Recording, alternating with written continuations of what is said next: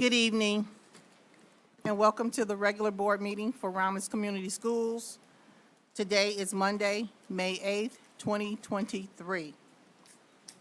And call the meeting to order at 6:03. Can we have a roll call vote, please?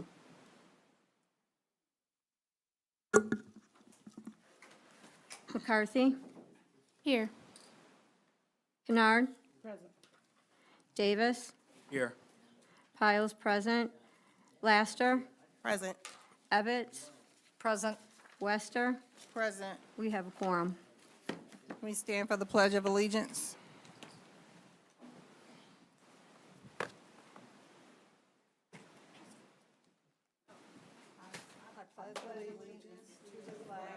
Of the United States of America, and to the republic for which it stands, one nation, under God, indivisible, with liberty and justice for all.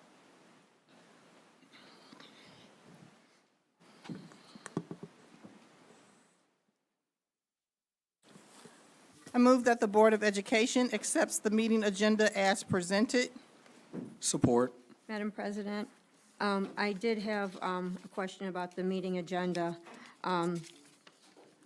The item for approval of the action for MGMI Services LLC, because that is a contract, can we move that from the consent agenda, since that is a board member vote and a contract, not a consent item, to move that under the report of the HR director, please? So you're making an A amended motion to motion? amend the agenda. Is there support? So the motion to amend the agenda was made by Piles, supported by Kennard, to remove action A. Can we have a roll call vote? I'm sorry, I have one other question for amendment. The resolution for the probationary employment, because that is a RASA position, and that contract is a superintendent and building administrator contract. I was wondering if we could, if that is something that the board has to do as a resolution, or if it's simply to approve as the terms of a RASA contract.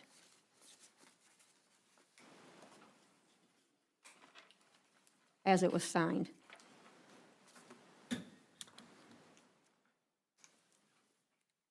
Mr. Brock? So the RASA contract is the collective bargaining agreement is posted on the district's website, is the employee's contract, and it has the sheet in there for the probationary contract, which the employee signed. So my question is the action item for a resolution necessary when the contract is the probationary contract, which is a part of the collective bargaining agreement?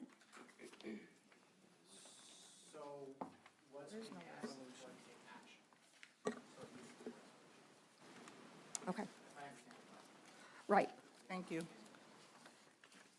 Madam President, I also would like number 8B, because this is an action item and we do not have any supporting documentation for finance liability regarding our budget, how this affects the budget. How it, B? B, There's 8B. two Bs on here. Okay, then it would be C. Okay, we do not, and what we learned in our governance meeting was that it's presented at one meeting, and then it's voted on at the next meeting. So I would like to postpone the action after we are presented with all of the supporting documentation tonight to go to the next regular board meeting. We have two action items. We have two motions here.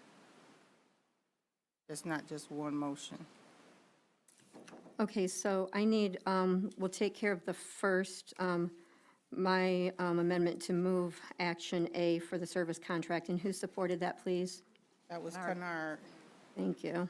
And then we need, So you Okay. need to do a vote so on I'll do that. the vote on that. And that is just to move the services contract. Piles, yes. Kennard? Yes. Davis? Yes. Laster, Yes. Evans, Yes. McCarthy, Yes. Wester. Yes. Motion carries. And then the motion to follow the recommendation as brought forth in our governance training to have all information presented tonight and vote at the next meeting on action, the second B, moved by Evans.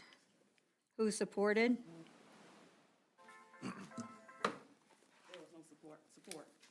Supported by Kennard. Evans? Is there Yes. discussion? Oh, I'm sorry. Is there any Looks discussion? like it's me again. If we're I on said the the, second B, right? We're Well, on it's the layoffs. second, it was B action, right? Okay. just on layoffs, that's very time sensitive, and we followed exactly what the state requires in terms of layoffs. In terms of, impacting the budget, we're laying off. We're not hiring, we're laying off. So I just think well, I won't have that discussion. I'll just say, when we're laying off, we certainly would expect or hope that the board approves the layoff action. Because again, it's time sensitive. You miss it, then we can't do it. I've supplied information regarding that. That's all I can say. I'll just leave it at that. No contention. And I can understand No that, contention. Dr. Edmondson, okay? But we also have to look at the program as student involvement, student education. We received numerous emails today from students saying how upset they were. This is a first-year program, should have been self-sustaining, can be self-sustaining. The students are getting credits for their involvement, for their enrollment in these classes. And to me, it's my opinion, it's disheartening to see something that the students are enjoying and getting an education, and it's being taken away from them after 1 year. I appreciate that, and just in terms of, it's 5 days a week, 45 minutes a day, versus after school. That's the plan to have it for after school, 4 days a week, 2 hours. If we do the simple math, we're getting double the time that they would normally have. It's not cost effective, okay, at all. What happened is that the money was commingled. When we commingle and then ESSER funds run out, then you have to figure out where you're going to get the money from. And that's very, very difficult. But again, it's not that anybody disagrees with the program. First of all, as I said before, and I told Dr. Prince, we had this conversation, and there are people in this room that had it too. When you don't launch something, that's not his fault. It's not launched, it's very difficult to recover. But also, one of the things that I said in a board brief, so I didn't do it publicly, is that we had 18 unfair labor practices put on us by the teachers' union. And one of them was, MetaLab, because of how it was presented, how it was launched. Teachers didn't get an opportunity to get those jobs. It's supposed to be, listen, all we can do is follow what the guidelines are. If you don't follow union contract, then you get hit with unfair labor practices that you will lose. And we walked in and we had 18 of them. We agreed with the teachers' union that we would honor in order to, for the unfair labor practice to go away, we had to negotiate some things. And one of the negotiations was that when MetaLab is offered, that certified teachers in the union, well, not in the union, certified teachers would have the first opportunity. And just because we do that, and it costs money. If we just look at 10 staff members at roughly $100,000, that's including insurance and things, that's $1 million, something that was not planned. So what we did was, after school, every one of our schools will have an opportunity to have Meta at their schools 2 hours a day, 8 hours. And as I said before, and I don't want this to come out the wrong way, but we're in the kid business. And it's very unfortunate from an adult to be laid off or terminated. So the fact is that we have to lay them off. There are other opportunities in this district, as we shared with them, but the vision is that we have innovative labs after school hours. We're going to provide transportation, we provide food. We met with Meta instructors today. There's the layoff process. We sent the layoffs, and that's what you have to do, and then we talk about the why. And we had an hour and 15-minute conversation today. I'm not going to say that they left saying, I understand, But they did understand, and it's not their fault. But as I said, as the leader of the district, okay, we're going to do things right, we're going to do things in order, and one of those things is that we are going to follow we will honor the teachers' union in terms of the unfair labor practice. That's number one. But number two, it needs to be after school. If it's, and it is, it's that good. We talked to people today, then our kids deserve to have 8 hours after school for the week, not 3.5, 8. And for me, I just thought it was that's an easy decision. That's rather a no-brainer because we're providing our kids with double the time that they get. Not personal, it's just in the best interest of our school district financially, in the best interest of our students. Dr. Edmondson? Yes, ma'am. Ask a question. Sure. I guess, not disputing the decision, we have to do what's best for the district and our students. But in trying to commit to what we learn in our governance training, and in light of the email you sent saying that we must give notice 15 days before the end of the school year, is it possible that we could hear all the information and come back and cast our votes at the next meeting? Well, this is the board. Anything that you would like to do, I imagine you can do it. I'm just. I mean, and stay within compliance. Oh, That's the absolutely. But I'm question. saying in terms of getting the information, does that change the situation? I don't think it changes the situation. If you get more information, I have shared a lot of the information. I have shared it publicly. I have spoken with Dr. Prince. We've done everything that we needed to do on that side. So I don't know what other information that the board would want. It's just, this is a decision that needs to be made for us. And as I shared with the staff today, I said, another school district that's close by is laying off because this is some of the things that they did. They commingled, and I said that a couple of months ago, that when the district commingled, I had to make certain that we don't commingle, because this is what happens. It's the unfortunate part of the business. When you commingle, then when the money runs out or you have allocated the money for something else, what are you going to do? So I'd rather do it on this end than to do it later. It makes more sense. And again, we've had the conversation with the staff about it. Nobody wants to be laid off, nobody. But we also shared there's many more opportunities in this district, and I will hold to it that 8 hours, I believe it's a good program, 8 hours as opposed to 3.5. And again, financially, it makes great sense from our point of view. I know that kids don't know. Kids, they're hearing different things. A lot of it is inaccurate, okay, but I didn't meet with the kids, and I'm not supposed to. I'm a superintendent. That wouldn't be necessarily my role. But, kids, they're still getting their credits for the rest of the year. Nobody's taking that away from them, okay? Next year, they would not get credit for that, but we certainly want to create some other opportunities in terms of arts, music. I mean, I know I shared with the district and I shared with you all, like, these are some things that our kids need too. And then last, and again, having a program of 15 or 20 kids is just cannot work for a district. If we only have 15 or 20 kids slotted, and then we took, I guess, away, I'm not sure, I think so, but we lost some electives because we put in MetaLab, and then only 15 to 20 kids could come in there. So what do you do with the rest? So it's just a concern, and I think that moving forward, that this is the decision that we need to do that's in the best interest of not only our kids, but it's in our best financial interest. If the board wants to go in a different direction, there's nothing I can do about that. I've just made the recommendation to the board, what I believe is in our best interest, and I've met with the cabinet on several occasions, and we talked to Dr. Prince April 4th about this. He didn't believe that we should have an after-school, that it would, he was supportive, but he said that's not how he envisioned it. Well, that information, some of that we're just hearing, like the ULPs, we heard that ULPs were filed, and this obviously predates your return, but this Board of Education has never been told what the ULPs were, never been provided with those when those were filed, which I believe was, we heard sometime last August, September, even through the negotiations, like we've never been told, what those were. So that's one thing, information that's valuable. And secondly, I'm just now hearing that we only have 20 students interested, so. No, I didn't say mean, interested. That's not correct. Okay, or even That's not 20 correct. students in a class, right? 15 to 20.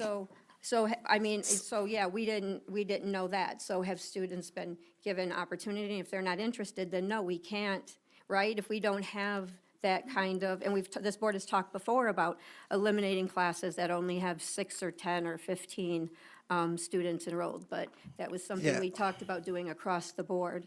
But that's different. I mean, that's if you can't fill a class, but MetaLab is 15 to 20, period. It's not that they take 40 kids. It's 15 to 20 is the slots that are available, as opposed to if I'm an art teacher and I only get 6, but I could have 34, there's a difference. That's why that class needs to be closed, because you have 6 and we need to have 34. We can absolutely handle 34. And we're looking at staffing across the board. This isn't just one thing. We're looking at the class sizes. I mean, I don't want us to go in a different direction with that, but we have low class sizes and, the results aren't so hot. So we need to make some changes. And again, it's the board's prerogative. I have Dr. Gardner here. If you want to know more about Meta, she's much more, and Miss James is here too. They're both more than comfortable addressing any concerns, particularly on this issue, because this was not a unilateral decision by me. This was a team and gathering all the information. So if the board would like to hear from them before we go into the, in terms of going into the vote, then more than welcome, and you get more information. So just to be clear, this motion is only to amend the agenda to hear information tonight and postpone the vote until next board meeting. And but then we will still hear in the slot from Is there any everybody. other discussion? Yes, Madam President, Dr. Superintendent, if the motion is for us to hear the information tonight and to vote at a later date, will we still be in compliance in meeting the deadline in terms of what you have scheduled for? Thank you for that. Yes, you would be. Okay. Yes, you would. I guess that's my answer. Okay, thank you. And also, I would like to add to this that there has been numerous emails and correspondences in the last hours pertaining to this, and it's very, very, very hot topic, but most of all, it's very sensitive, in nature, and we want to be sensitive to the needs and hearing all aspects and making sure that the board has the significant information pertaining to what we are about to vote on if we do that vote tonight. And I think it's important that we hear our students all across in the district, regardless our constituents who participated in the many surveys that we had when we brought Meta in, those individuals, as well as the community at large. And so if it gives us another day or so to take that opportunity to hear all the information, regardless of what we decide to do as a board, we need to be mindful of the sensitivity and the needs and listen to hear it all so that our I's are dotted and our T's are crossed as a board. Thank you. So we're going into a roll call vote. Thank you. I didn't say that. Thank you. Evans? Yes. Kennard? Yes. McCarthy? No. Davis? No. Piles, yes. Laster? No. Wester? No. Motion fails. So the agenda has been accepted as amended. Next on our agenda, we have our student spotlight with Dr. Gardner come up for our National Adult Education Honor Society inductees. Good evening, Board and Superintendent. Thanks. So we have today our National Adult Education Honor Society. I do want to lift up a very important piece that only 5% of adult education students nationwide are in an induction into the National Adult Education Honor Society. This is the very first time that Romulus Community Schools participated in this great endeavor.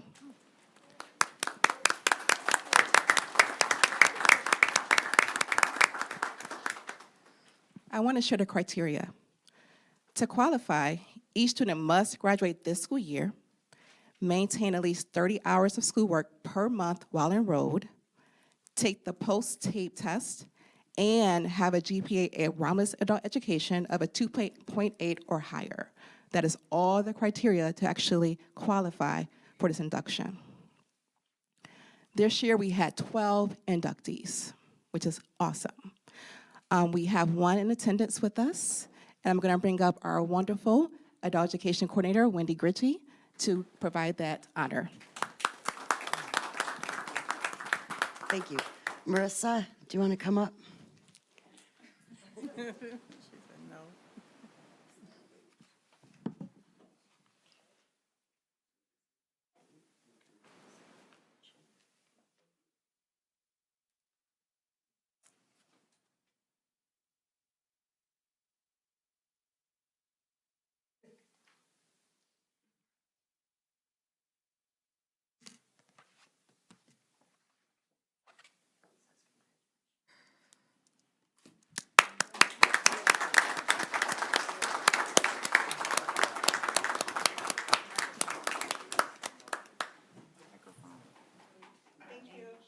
Congratulations.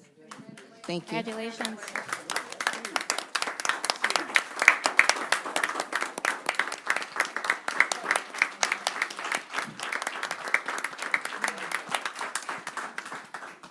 Thank you. That's awesome. Excuse the interruption, Board. We, as Cabinet, talked about when we do these recognitions, we'd like them to be a little bit more, sometimes they feel a little bit awkward how we do it. We're getting up, we're sitting down. So we've been talking about that, and I'd like to share with you, not right now, but once we figure it out, it just needs to feel a little bit different. It just, congratulations to you, certainly, so I'm not taking away from that at all. You know, but somebody said to me today, what does Ms. Piles do with those pictures? And I was like, well, occasionally she'll send them to me, but they gotta be from our photographer, but, so we just want to do it right. We want to continue to recognize people in our community that are doing wonderful things, staff members that are doing wonderful things, students like Antonio over there, that's my guy right there, doing great things. You see me, right? You're acting like you don't. Need a little bit more excitement next time. But we want to continue to recognize all the great things that are happening in this community, but we just need to figure it out so we're all, like, who stands up, who doesn't, and who's taking pictures and that, so. Thank you. Congratulations again on a job well done, and also to all the other inductees who are not in attendance. Next on our agenda is public comment. The guidelines for public comment and audience participation. The Board of Education welcomes audience participation at its meetings. These guidelines are based on the Board of Education bylaws and policy. I have to stop this. I am so sorry. I'm so sorry. It's not Caden, it's Caden, right? It's Caden. Caden, come on up, come on up here. So I'm gonna apologize in advance, particularly to the board. I feel badly about this. We have an all-state bowler, and I totally forgot. I asked Don to come on up. We wanted to do it in front of everybody, what we're about to do. Again, I apologize not only to the board, Caden, I apologize to you, Don, I apologize to you, and the community, I apologize. This would never happen. I just forgot. So we want to, this young man is killing it in bowling, but I'll let his coach tell it. Yes, Come on. Yes. Mike. Microphone, please. I am so sorry. Got to turn it on.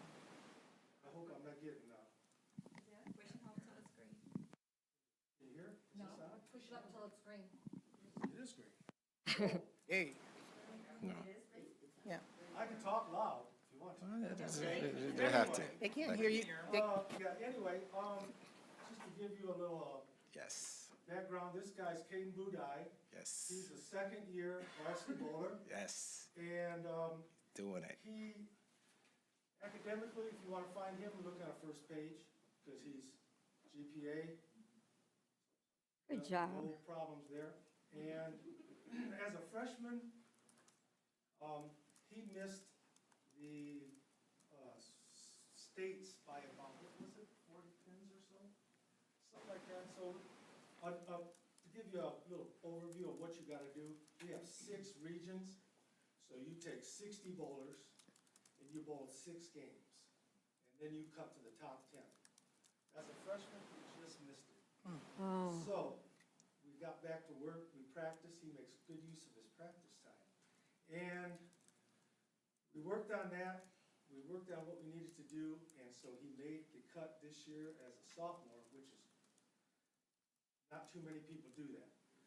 So he made the cut to states, and he missed the cut by about 20-some pins this year. So, I'm gonna get him for 2 more years, but, that's if I stay alive long enough. So, tonight we wanna honor him with his all-conference medal. Come on up. All-conference. And I think we're working on all academic, me and Dan Hines. Yes, we or are. something. Yes. So his second year varsity award is here. And his That's sweet right there. regional champion plaque, and we'll share this with you guys if you want to see it. Yes. And his state qualifier plaque. That's We got those pictures. We got those pictures taken in front of the high school sign. So, Jerry, you guys, it's quiet. this is what Quiet. Romulus Community Schools needs to, Yes. we need to promote this more. And behind every Yes. successful student athlete is Parent. Dad, stand up, Mr. Budai, thank you. yes. Good job. What were you ranked, This 20 is where we what? take a picture. 21, that's right, 21. Okay, we'll do. Congratulations again. I've seen this. It's just outstanding. Good job. And another backstory, his brother bowled with me, and he would leave early practice, and I said, where are you going? And he said, I gotta go watch my little brother. I said, yeah, right. He's got a girlfriend. He's got something. Well, here's his little brother. He wasn't lying. So Caden, That's I know we don't really know each other, but I was a champion in my school, champion bowler. I played on the bowling team. We weren't states because it was a parochial school, but it was huge. But my team won the states, but that was back then. I have no skills anymore. No, hey, 54, man, 54, trying to be as long as you. But thank you so much, and Don has been remarkable. He's been here for a good number of years. He's been dedicated to our program, continues to highlight kids, continues to talk to me and advocate for kids. And I want the board to know that when our student athletes become all academic athletes, we are planning something. I believe I'm working with not only you all, but I'm also working with Vice President McCarthy on, we need to do something good for our kids when they're all academics. So we're working on that. You'll see it soon. And I'm not apologizing anymore. Congratulations, young fella. And also, yeah, and also Don is a 1974 class alumni. 74. Right. And hers. We went to school together. Thank you so much. Thank you so much. Thank you. Congratulations, Caden, Mr. Budai. Thank you so much for sharing. Keep up the good work.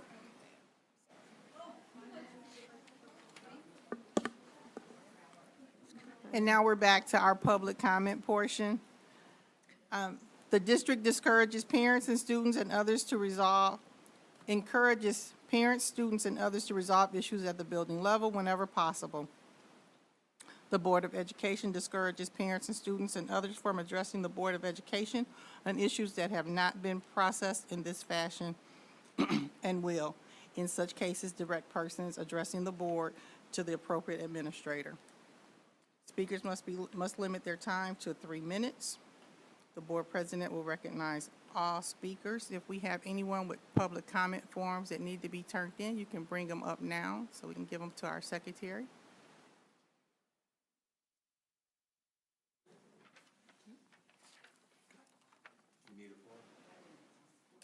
Should be one on the back table.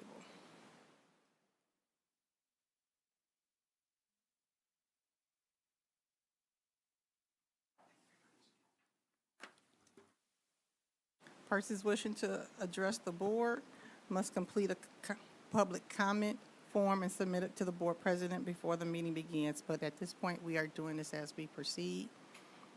Speakers are asked to identify themselves by name. Speakers representing organizations or groups should indicate whether their comments represent their official position of that organization.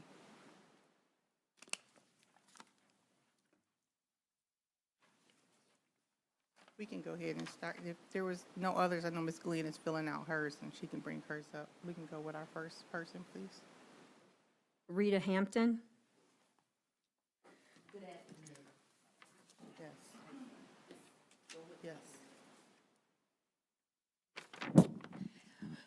My grandma Sweetie used to say, like hang with like. That was what we called her. I was ashamed to say Sweetie. Her name is Janie Green. But she used to say, Rita, I'll know who your friends are because I know who you are. So like is your friends will reflect who you are. The people you hang with reflect who you are. They are the people you want to hang with and work with.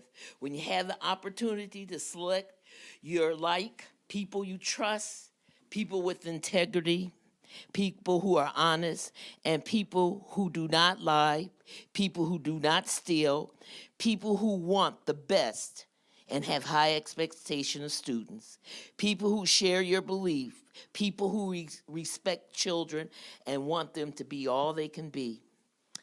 The last board meeting, the presentation, Dr. Edmondson, you got like people who believe in you and support you. It was obvious. Mr. Ellison, Dr. Gardner, my favorite, Kevin Brock, Dr. Meese, Mr. Petty, and Mr. White. I know there are others who withstood the harassment and bullying and all else because, as Grandma Sweetie say, like hang with like. They are you away, and they are with you, Dr. Edmondson. Like hang with like. Their presentation was impeccable. Like hang around like, as my grandma Sweetie would say, you attract the people you like, and they want to be around you. And sometimes you inherit that like, want to hang with like. For instance, President Ursula Western, Portia Lester, Coach Paris McCarthy, and of course your boss, Darcel Davis. Dr. Edmondson, your role. You come into it hard, but you hit the ground running. At the last board meeting of a new Romulus, you have select good team. Romulus, build it and they will come. The Romulus house will soon be clean. Because people who are not like will not hang with people to hang with people who are not anything like that. Thank you. Thank you.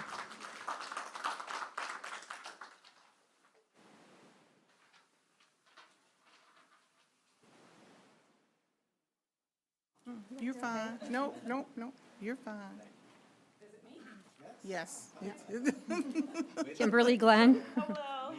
Microphone, please. My name is Kimberly Glenn. I am speaking on behalf of being a resident of Romulus, as well as I have a nonprofit for youth called Good Measure, Inc. I left my phone, which had all of my questions and notes in it, but that's okay, because I guess it wasn't meant for me to ask those questions. But the questions that I do have, one of the things that you mentioned was, I wanted to talk about Meta, and before anybody says, I'm up here because of my daughter, that's the second reason why I'm up here. My daughter is Brianna Glenn. She's the fashion instructor for Meta. But I'm here I have 4 grandkids that go to Romulus schools. And over the past years, Romulus, to me, this is my opinion, we've lost a lot of kids because we don't offer anything to them. We do not offer anything. Not only do we not offer anything, now we have a school system that has the majority of kids of color, but there's no teachers that they see, especially at the high school. There's no teachers of color that I'm aware of that they see. The teachers that are of color are substitutes and the Meta lab teachers. Just because I was a subsecretary for the district, so I've worked in every school in the district. Ms. Evans can attest to that, and Ms. Debbie and some of the others, every school. I have firsthand talked to kids about their trauma, about the things that they deal with, about teachers in general who don't look like them, who don't understand them, who don't understand their home life, but yet we're throwing them in these classrooms where they come in and they may be putting their head down because they were up all night keeping 3 siblings or something. And it bothers me that when we get a program that the kids like, the kids love, that gives them something to say, I'm important, I can do this, I can make a game, I can make a dress, I can make some graphics, I can do this. We're deciding we're gonna take it out of the schools and we're gonna put it after school, where even this gentleman just said this young man had to leave to go watch his sibling. You have kids that are not going to stay after school for an after-school program because we mishandled $1.5 million. So you got $1.5 million that this Meta Lab came, which I think is spectacular. I went and looked at it. I went to the open house, and I'm looking around at some of these faces. I don't know if you went, but I didn't see a lot of people here that were at the opening. So to me, it's like, have we vote not to make we vote to, and I'm sorry, but we vote. How can you sit up here and vote to not wait till you get more information when you don't even have any information? Where's the documentation? Where's the information on how much money we're spending? How much money is it gonna cost? Thank you, How much Ms. money Quinn, are we I'm spending sorry. on people that are being employed? I mean, it's ridiculous that we are here to vote on something that we paid $1.5 million on, that we Thank you, Ms. expect kids Quinn, to for stay your- after school. for your No, I'm comment. just saying, okay? I understand. I've watched many of these meetings, and no offense to you, Miss Rita, no offense at all. Miss Rita has had a long time to talk. Now, I'm passionate about this because I love children. And everything that we've talked about thus far is about money, money, money, money, money. And I get it takes money to run a program and to take care of kids, but how much money are we really spending on the kids? And how much money are we spending on people? That's what we voted you guys in for to look at. What do you have in front of you that tells you where the money's going? What do you have in front of you that tells you where the money's going?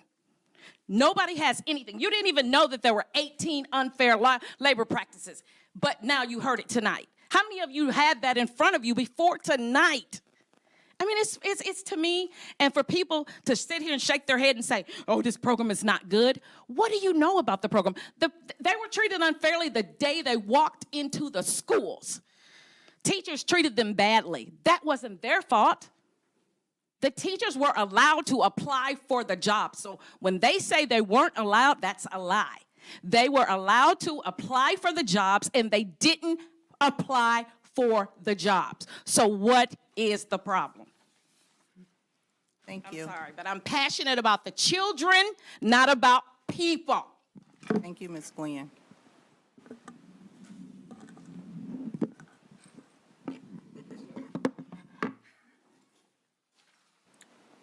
Next, we have the consent agenda. Matters listed under the consent agenda are considered routine in nature by the Board of Education and will be acted upon by one motion. There will be no separate discussion on these items. If any member of the board or any citizen requests discussion of an item, that item will be removed from the consent agenda and will become the first item of business under the report of the superintendent portion. A, approval of the minutes for the Board of Education, April 24th regular meeting and May 1st special meeting. B, bills for payment as submitted by Business Manager Sarah Khan in the amount of $1,522,285.90.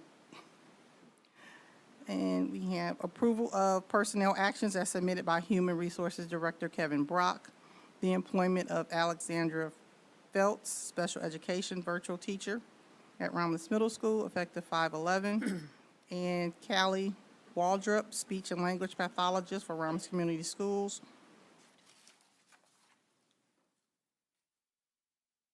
Move that the Board of Education approves the consent agenda as presented. Madam President, Is there- I move that the Board of Education approve the consent agenda as amended with the removal of the meeting minutes and approval of the bills for payment. Is there a second?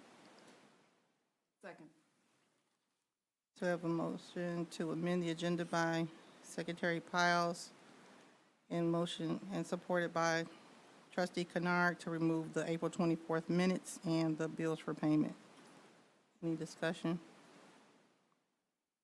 Also, the May 1st, simply because they're not on letterhead.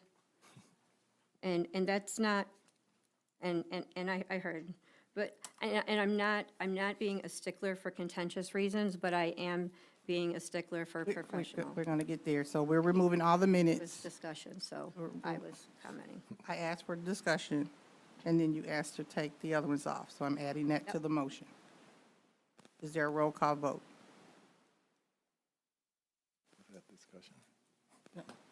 I guess we don't, Just in terms of the minutes, we had that conversation, and I think that's a good idea, certainly. We could fix it, and like I said, you know, my administrative assistant has been gone for over a month now, so I thanked the board before for making some adjustments, because it's been difficult. It's been really difficult. But I think we do have a solution now, I think, on what we can do. Now, I don't know about the bills. I don't know what that's about, so So, I'm just but- backing off. And I would, you know, well, I guess we'll wait till we get to that. So anyway, roll call vote. Piles, yes. Kennard? Yes. Davis? Yes. Evetts? Yes. McCarthy? Yes. Laster? Yes. Wester? Yes. Motion carries. President, can I ask a question about the virtual teacher? Sure. How many students are in that classroom?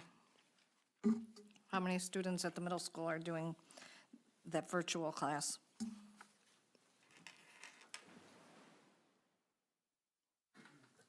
Approximately 12. Thank you. Thank you. So we're at the report of the superintendent, where the first item will be to discuss, The minutes. we'll do the minutes and then we'll go to the action item. So, Dr. Edmondson, I know, so as the board knows, I submitted the minutes. I would respectfully request that we consider bringing those back for approval at the next meeting, as opposed to just going through all of them. Absolutely. Thank you very much. Absolutely. Thank you.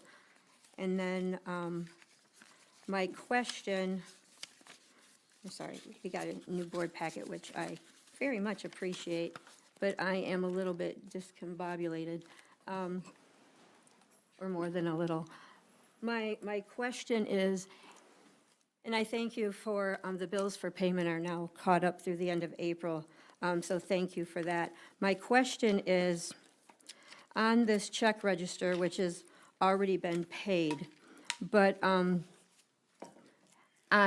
8 of 9 consecutive board agendas, ranging from September to January, there was a recommended motion for the board to approve a contract for Carrie Krantz.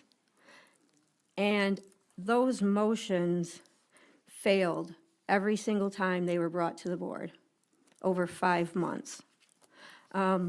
In September, the question was raised at the table, because she had been paid up through August. But the motion to give her a contract failed. So it was asked, is she still doing work for the district? The response was yes, but she's volunteering her time and not being paid. So then what happened is, Another motion was brought on the 26th of September, and it wasn't going to pass. So the board then moved that all volunteer and paid work by this consultant cease until the board approved a contract. So, and that's where we get to, it was on every single agenda, and it failed every single time, except for the 2 times it was removed because it would have failed. But on this check register, there is a bill for, and this precedes you, so I want to make that clear. Okay, this is a question, not a fault finding.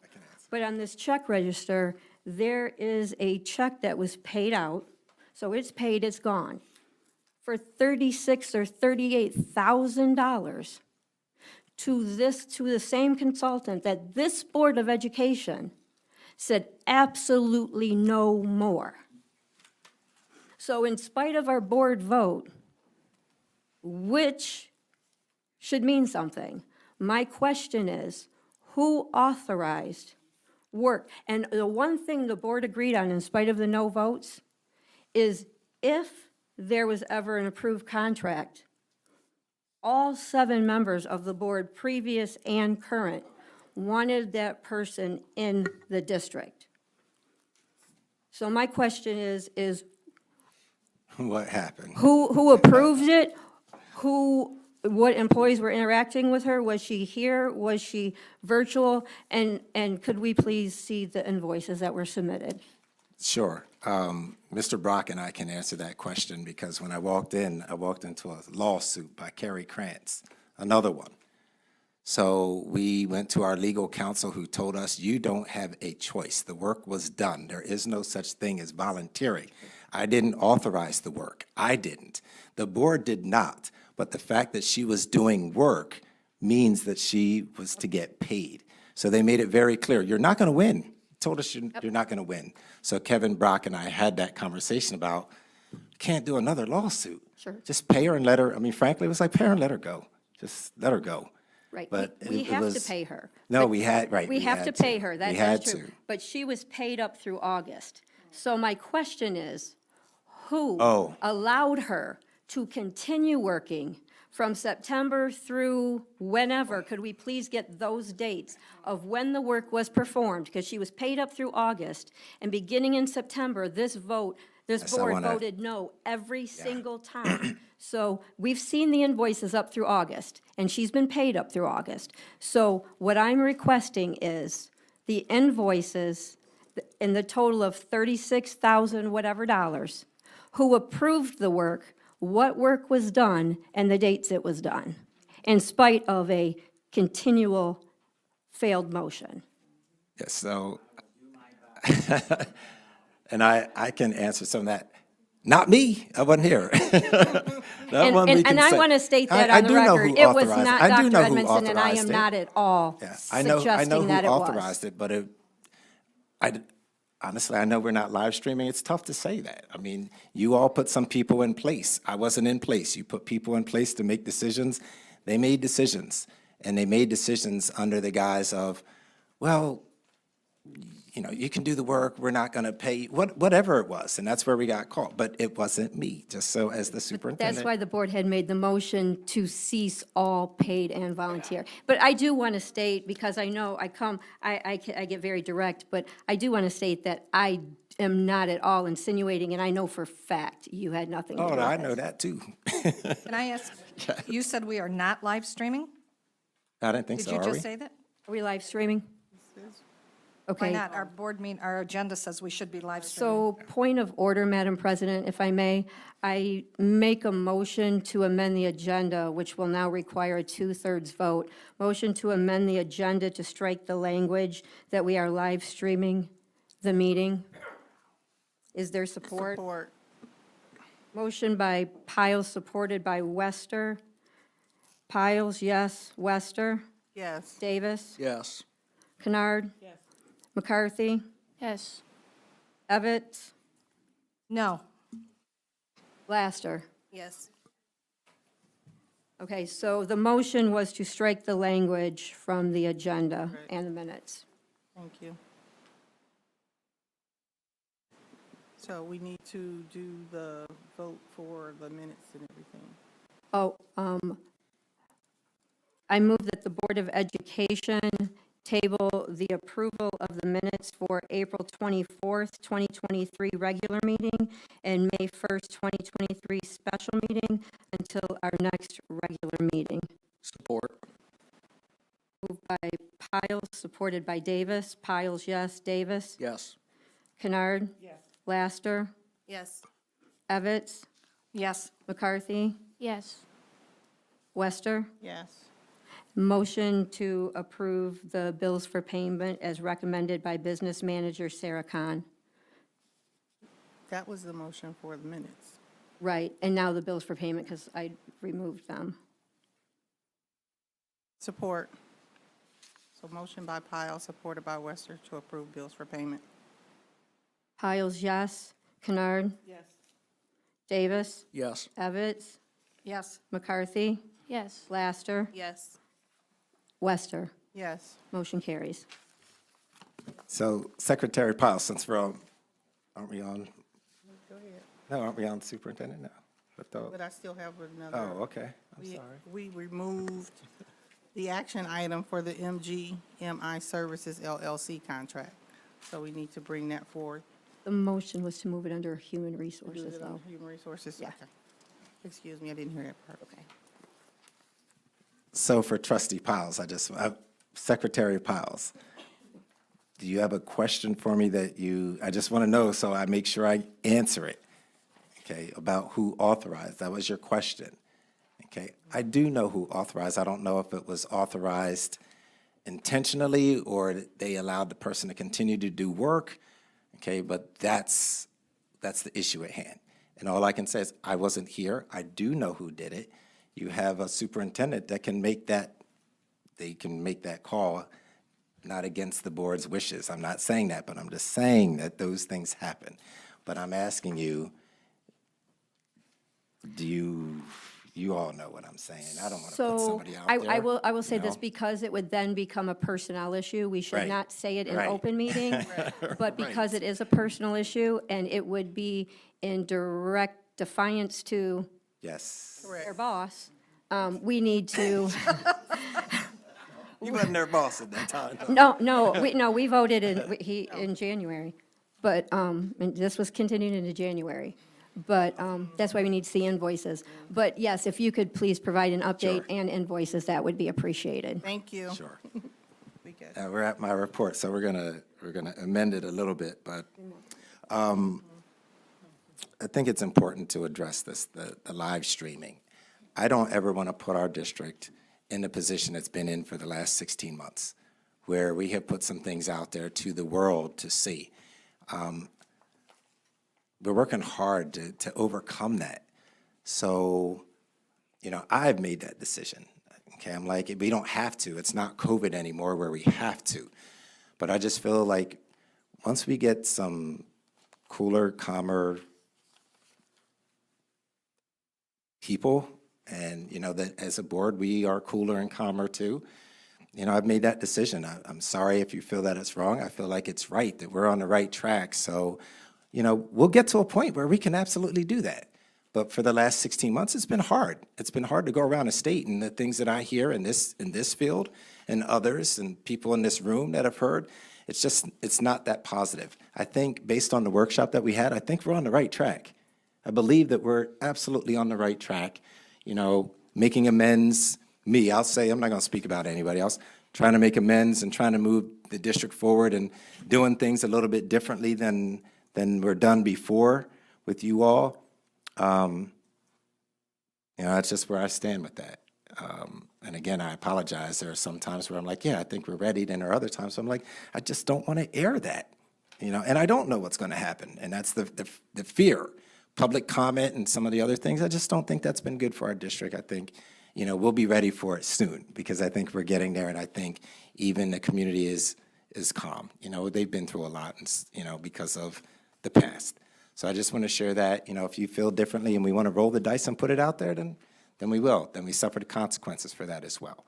So I made that decision, and I will still stand behind that. I think that once there is a degree where we all feel confident about where we are and what we're doing together, I think that would be great.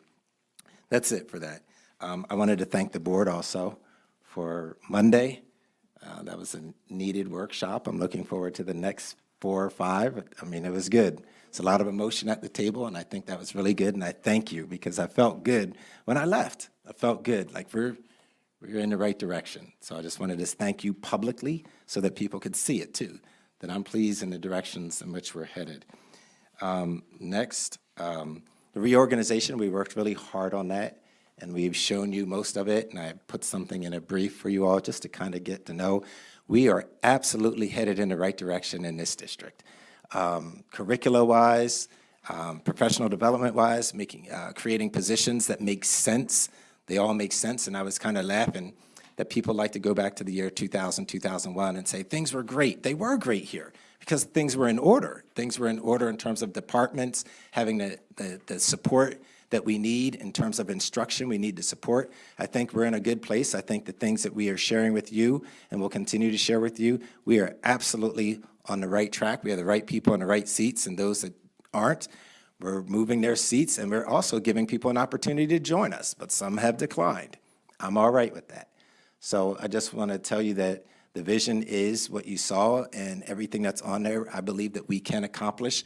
But again, if we can't launch it correctly, then we're not going to put it out there. We just need to launch it correctly. Last thing, I need the board to know this. I asked Carol Bales to help me indefinitely as an administrative assistant. Mine is not. She will be retiring. She said it. She's going to retire. So it's been really hard this whole month, me trying to figure out how to do my own calendar, show up on time, be prepared, get board briefs, everything. It's been a heck of a task. So I asked Ms. Bales, would she help me out, that we could work on some kind of agreement, and that she can teach or train the heir apparent to Ms. Gutzman. She graciously agreed to that. I trust her. I respect her. I feel that she will do a good job, and she will make certain that whoever replaces Ms. Gutzman will do it efficiently, effectively, and just make sure that they're doing what they're supposed to do. So I just wanted to share that with the board. There is no contract. I just called her up and I said, please, you've done this in the past. I need your help. So I want to share that with the board, that that'll be coming of some sort. So thank you, Ms. Bales, for helping out. Appreciate it. I just want to say thank you very, very much, and I feel very, very honored to have been asked, and I will do my best to help move this district forward. Thank you. Thank you.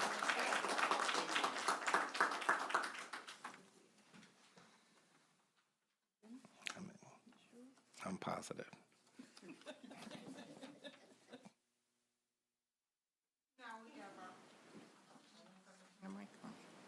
Now we have the report of the Director of Community Outreach and Special Programs, Dr. Gardner.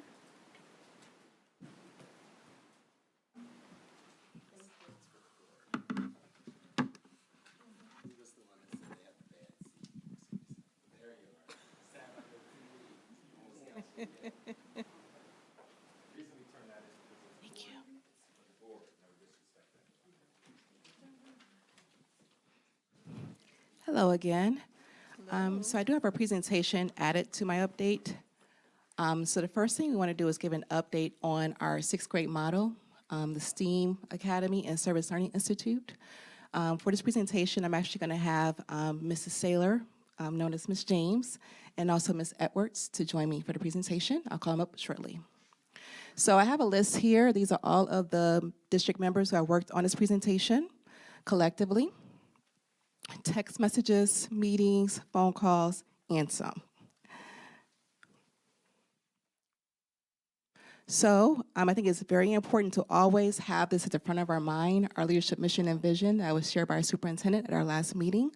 And so this will be a part of every presentation that I do to make sure I'm focused on what I'm presenting before you. So the why, the purpose. Why do we have a 6th grade model? What we have listed here are a couple items. Number one, it matches our 3 guiding principles and standards that me and our team talked about last week, that every decision we make must be supported by data, It must be fiscally sound and responsible and align with our partnership and MyKIP agreements. And the sixth grade model aligns to each of those.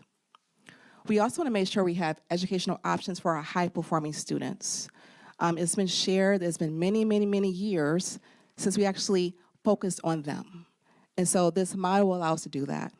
Innovation. Someone mentioned earlier about what Ramos don't have. Guess what? We're going to have a lot more moving forward. And the sixth grade model is an example of the innovation coming to the district. Innovation we talked about there as well. And also it's very important to develop a cohort of sixth graders who feel comfortable and confident to move to our middle school for seventh grade. And so that's going to provide that opportunity in the sixth grade model. At this time, I'm going to bring up Ms. Edwards, and she's going to speak to two amazing tours that we did, one at the Farmington STEAM Academy and one at the Ann Arbor STEAM. I bring up Mrs. Edwards. Thank you. Good evening, everyone. Okay, so as a team, we had the opportunity to visit two STEAM academies. Those two academies were Farmington STEAM Academy and Ann Arbor STEAM Academy. Both of those academies were K through 8, and they had their own buildings within the district. The team for each visit was very impressed with the confidence in which students spoke to us about their learning and experience. All grade levels across the board. We had groups of the little ones coming up to us and the older students coming up to us, and they were all super excited and engaged with their projects, and they were able to verbalize everything they were saying to us. So great, it was great to see, very motivating. This also gave us the opportunity to form partnerships. And so in each academy, they were just open, they were inviting, they provided us with just some great insight on bringing this model to Romulus. Each of those academies used an infused PBL, the project-based learning, throughout their curriculum. And again, they told us if we needed anything, they were there to help us. Ms. Saylor is gonna come up to share some more information about each building individually. Thank you. Good evening. So the first school that we visited was Farmington. They're SMART, their STEAM Academy, and they used MyStar for their science curriculum, which was phenomena-based and aligned to state standards. Students were working everywhere in the building. They were engaged, they responded well to questions, and they showed us their work. They actually walked up to us and explained to us what they were doing and wanted us to look at their presentations. STEAM did not have its own class, but it was actually the entire school. And this is the leader, David Beasley, who's a principal, who said he would be happy to help our district work with our STEAM Academy. The second visit was to Ann Arbor A2. They had more of a structured feel in the building. They used Open SciEd for their science curriculum, also phenomena-based and very similar to MyStar. They had a separate STEAM class that was absolutely incredible. Students were true engineers in the process. We saw a project where students were engineering blades for the wind turbines. So they made a huge investment in STEAM, and they had 3D printers, laser printers, cutting tools, and Chromebook carts. So the STEAM Academy is going to be led by Paul Niedermeyer. It's not listed here. But the Academy, the idea behind it is to create a collective culture of learners using project-based learning woven throughout the curriculum. Students will have the traditional 4 core classes. They'll have art or music and other electives based on the teacher certifications and interest. We plan for the district to have dynamic teachers that are able to form a high-functioning collaborative team as a crucial piece for success.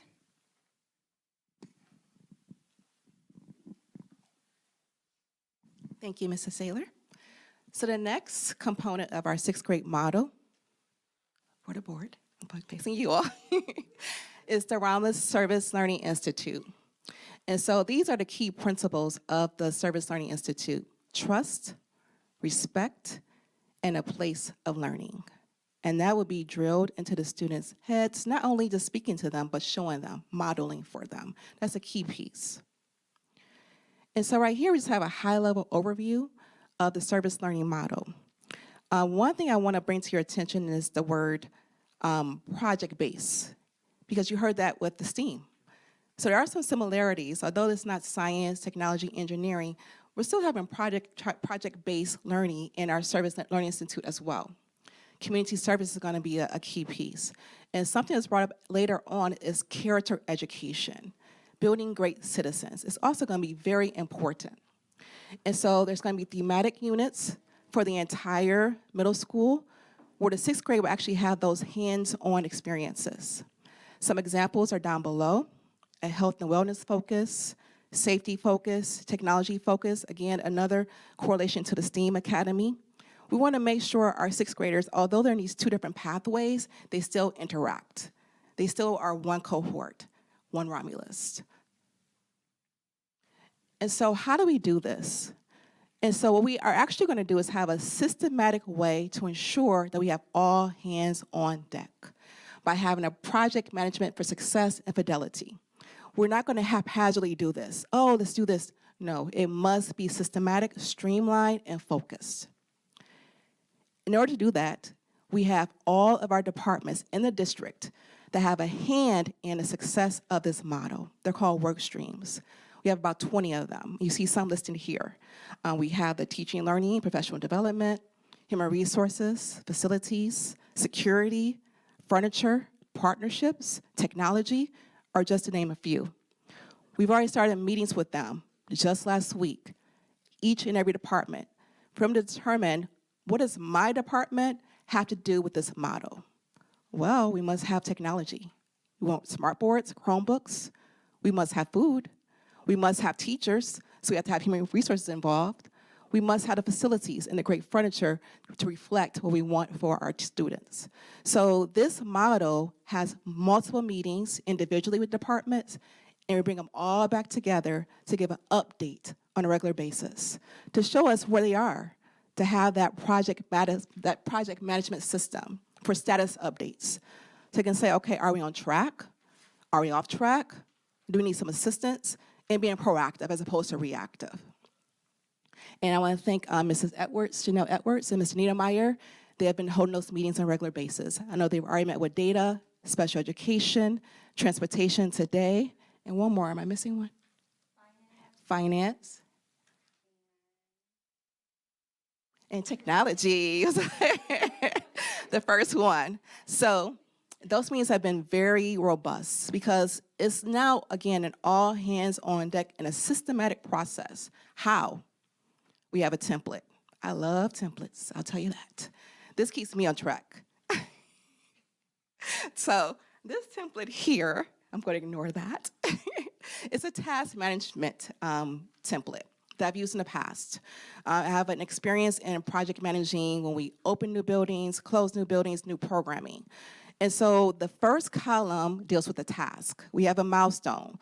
So for example, here, this is our data, correct? Our data work stream. And so Scott Rourke, he has the milestone number 1, student selection.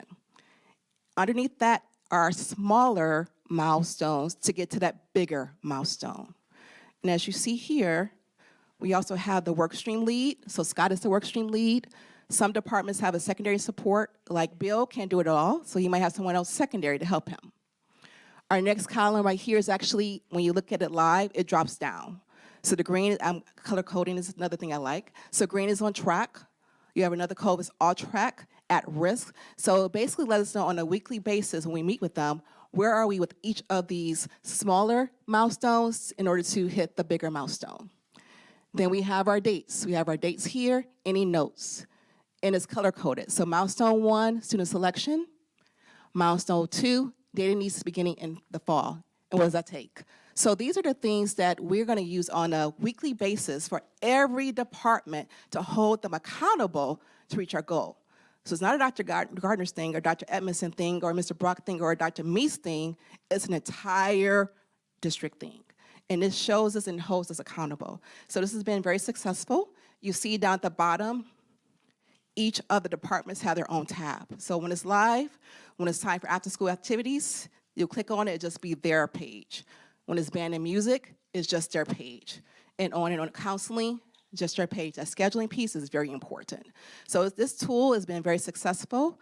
I'm looking forward to seeing the results and also looking forward to the successful launch of our 6th grade model. And I believe that is the last, one more slide. So this last slide, bring up Mrs. Edwards to bring us home. And so we just wanted to talk about some things that both the Academy and the Institute have in common. So they will both have an application process. That application process will be done electronically as well as a paper form so that we can reach all audiences. Parent meeting. There will be a parent meeting May 15th at 6 o'clock in the evening to discuss with parents everything around the two models. Classroom visits. So the counselors, along with administration, will be going to each building to speak to the students about both of the models as well. Student surveys. So the students are going to get a chance to take a survey for their interest. Uniforms. Uniforms will be for both. Black blazers for the STEAM and black sweater vests for Service Learning Institute. The students in both will have to participate in a club or sport. And then there'll be parent contracts where we're going to be requesting for us to all work together as a team. And then we're going to, as we stated before, choose the right staff to be in the places, in those spots, in both the Institute as well as the STEAM Academy. All right, that is the end of our update for this evening. Thank you. Thank you.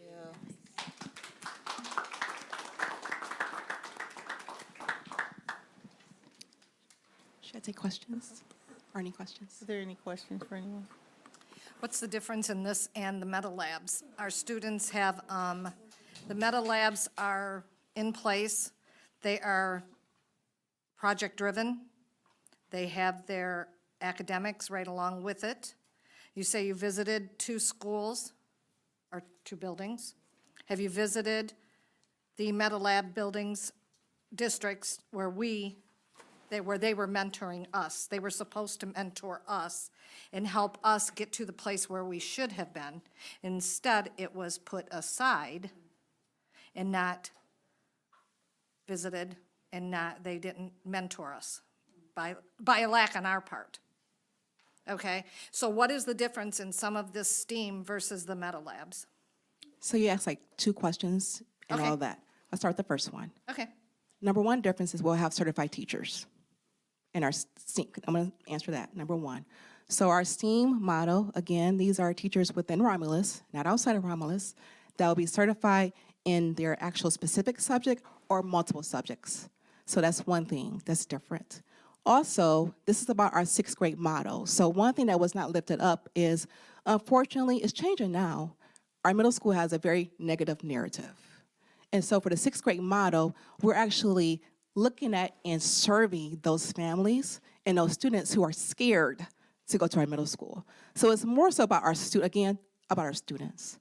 So the 6th grade model for the Service Learning Institute and the STEAM will focus specifically on those 6th graders. And then again, the key difference, having certified teachers. You asked about me touring different programs. I've toured River Rouge. We tried to tour Harper Woods, but we were told multiple times that we couldn't go. I did not go to Chicago, I will say that, honestly. But I did go to River Rouge, and I did see what they had in place.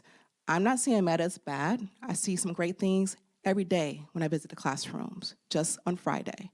But to answer your questions, that's my answer. Okay, thank you. thank you. You're welcome. Any other questions or anything for Dr. Gardner? I have a question. Yes.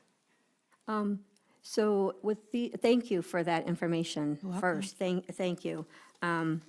We've been anticipating, wanting to hear more about what this is. So there will be an application process. Currently, how many 5th graders are enrolled in the district? We have about 176. 176. Yes. And so, this program will take up to 100 students. Will that be divided 50-50 between the 2 academies? No. So the plan is for the STEAM Academy to have a total of 120 students, with 100 being from in-district. So those are our current fifth graders. The 20 will come from school of choice. We want to make sure we have the Oh, okay. opportunity. Then every other student will go to the Service Learning Institute. Okay, so we're looking at having that many per one, that many in each of the Correct. two new, okay. Yes. So will there be sixth graders who don't get accepted into one of these? Or will all of our sixth graders be placed in one or the other? All of our sixth graders will be placed in one or the other. If they don't get into STEAM, they will go to the Service Learning Institute, which will still be dynamic. Okay, so then they will, so they will still have classes and they will switch classes? Or will they be self-contained in the over at WIC? They'll switch classes. Okay.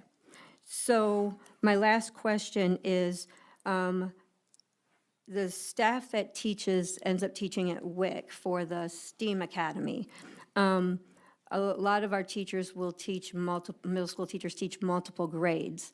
So now will those teachers be teaching sixth grade only, or will they also be teaching lower levels at WIC? Sixth grade only. So they'll teach sixth grade only. Okay, so then I need to retract that. I do have one more question. So if are we gonna take our teachers that deliver highest quality instruction and move them to our highest performing students? Or are we gonna leave them with our lower performing students? So we'll have our criteria. I wouldn't say highest performing. We want someone that's passionate about STEAM for our STEAM Institute and that's passionate about the Service Learning Institute. Okay. That doesn't always equate to the highest performing. It's about, okay, science is my thing. Mathematics is my thing. Right. Community service is my thing. So we're going to have an interview process to make sure it's fair and make sure that it's across the board as well. No, I had taken it from the slides, that's why I asked. We wanted, I take back our highest performing students, and then we were looking for dynamic teachers because that's crucial for success. So I was just wondering, are we still gonna leave some dynamic teachers for our other students at the middle school who may not? Yes. I'm Okay, hoping great. I know we have more than 8 Okay. dynamic teachers, All so right. yes. All right. You're welcome. Any other questions? I just wanted to piggyback on that because that is our fear. That was the fear. It's no longer the fear.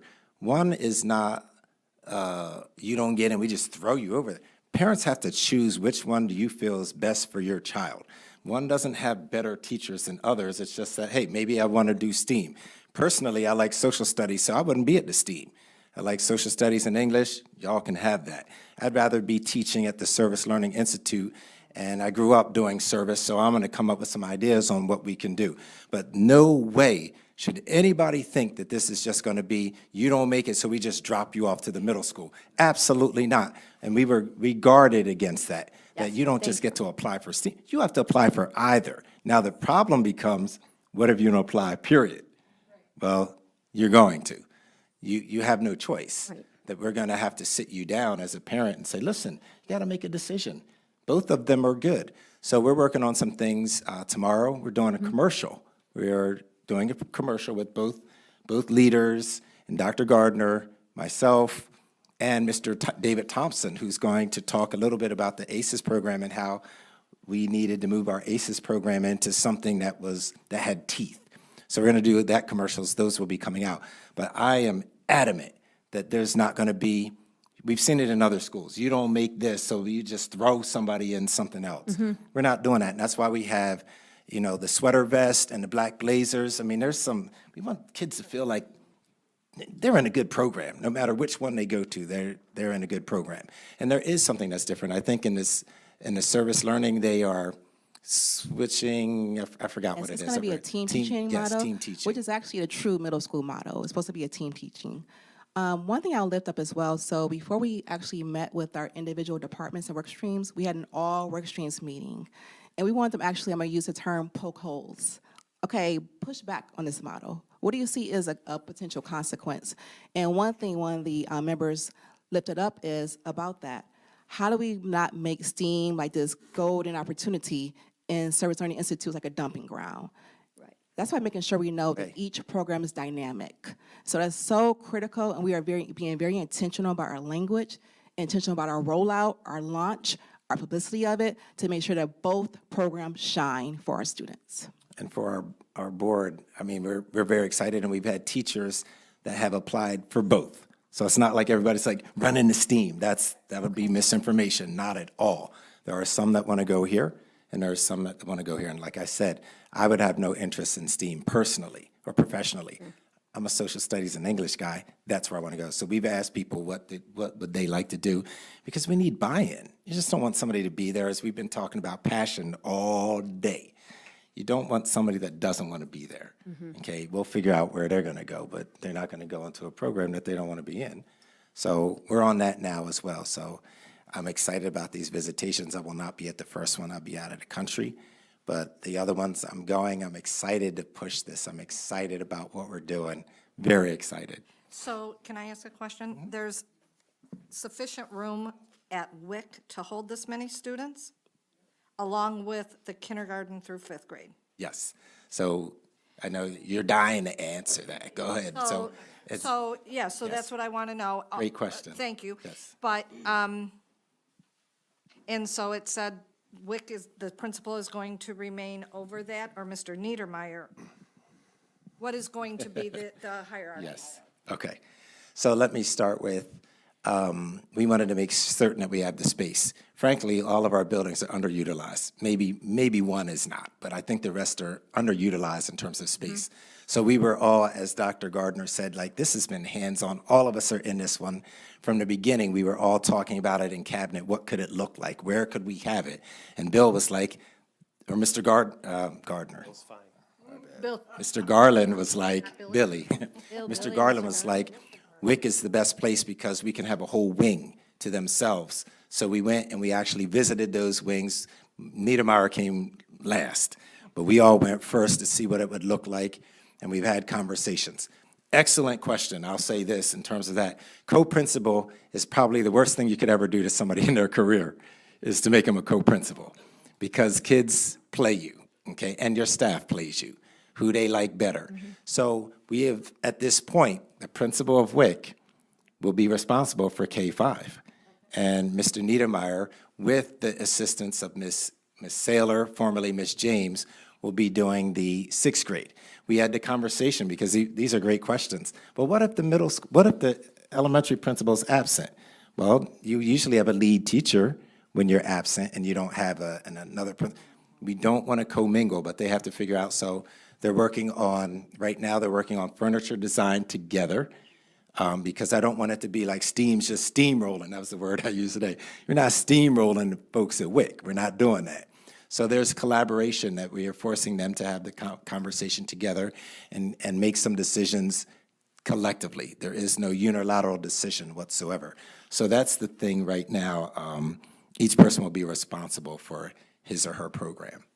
so they'll take over one wing, which in that school is typically 6 rooms, It's 6 months. classrooms. Yes, it's six. Okay. It's six All right. classrooms. And they are switching classes in between? I know it's the traditional middle school model at Service Learning is different than the STEAM. STEAM, don't they go in cohorts like? Yes. So it's a little bit different. So they're not mixing and mingling like that. So Your cohort of 30. my that cohort of goes- 30 goes to mathematics together, then we leave, and then we go to science together, and then we leave. So we have all of that. If So you all can- students will be in the same classroom throughout the whole day? Yeah. so, okay. Wait, what do you mean by that? What do you mean by that? So the 30 students will go from math to science?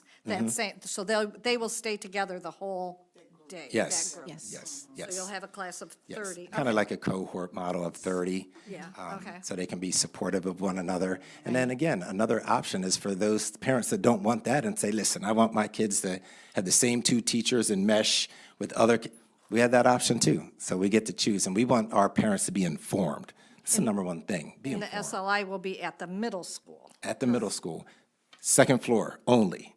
So no 7th and 8th graders will be upstairs, period. So it's like a school. I don't want to call it a school within a school. It's but an internal kind of the campus. yes. So it's kind of the same concept. So all the 6th graders will be upstairs. To my knowledge, maybe they're downstairs, I don't know, but the 7th and 8th graders will not be with them. Okay. I just wanted to speak to, before I have Bill, the collaboration between the 2 principals. So even today, we had a meeting about carpet. And so First, Principal Calloway, we came in with the steam, not steam rolling, but with the steam selection. And Principal Calloway said, well, that's not our uniform colors.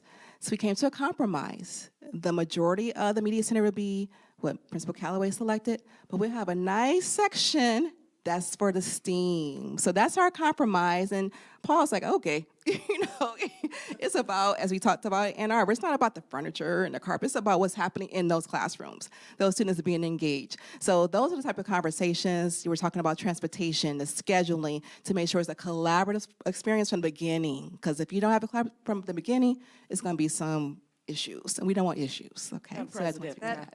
we got. Madam President, my question was sort of in line with what some of the things that Sue was asking, but in terms of the staffing, approximately how many how many staff people are you looking for, or the total amount of staff that you are looking for both programs or one? I understand, from what was said a few minutes ago, they're not mingling, so that answered my question. Or is the staff, if you're in STEAM, will you be teaching Service Learning Institute and so forth, whatever? So approximately how many staff are you anticipating or going to have?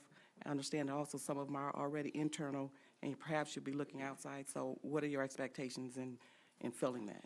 Yes, so for the STEAM, we're looking at 3 of our core subject areas and 1 elective. Because we want to have like a teacher, for example, that has a certification, let's say in mathematics and science, so they can speak to the STEAM model.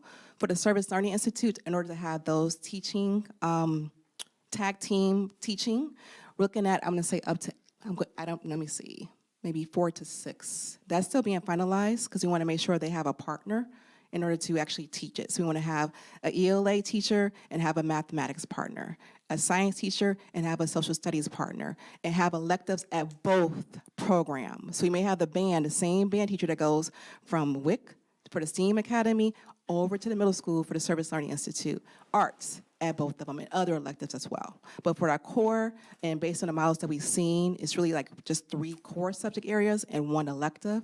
And then for the team teaching, making sure we have those partnerships in that middle school model. There has been discussion, though, okay? And, when we get together, we, like she said, poke holes. Yes. Because I was thinking, if we have band, we want all of our band students together. So the campuses are so close, we should be able to walk across. I told Billy before, I said, hey, I think we need a sidewalk. I really think we need a sidewalk that will connect the 2 schools so that when 6th grade, as a band teacher, you don't want somebody over here and another group over there, 6th graders. Put them together, these folks walk over there, and they have band together. So we're still kind of talking about that. But that was my philosophy. It's like, we need to be, because there needs to be still, they're going to be going to school together next year. So let's try to build some opportunities for kids to be able to share one program with another. Thank you. An additional question. A tunnel's I'm better. jumping in when I can because I'm like, just whatever. But if they're going to be additional staff, are there going to be postings for new staff? New staff, and is it going to be coming to the board? So how much, looking at it from a fiduciary responsibility. So Ms. Lester and I will be having that conversation this week and seeing, how financially it'll fit into our budget and so forth. So I wanted to make that comment. And if so, then we need to know about that. And so my next question is, it says mandatory participation in a club/sport.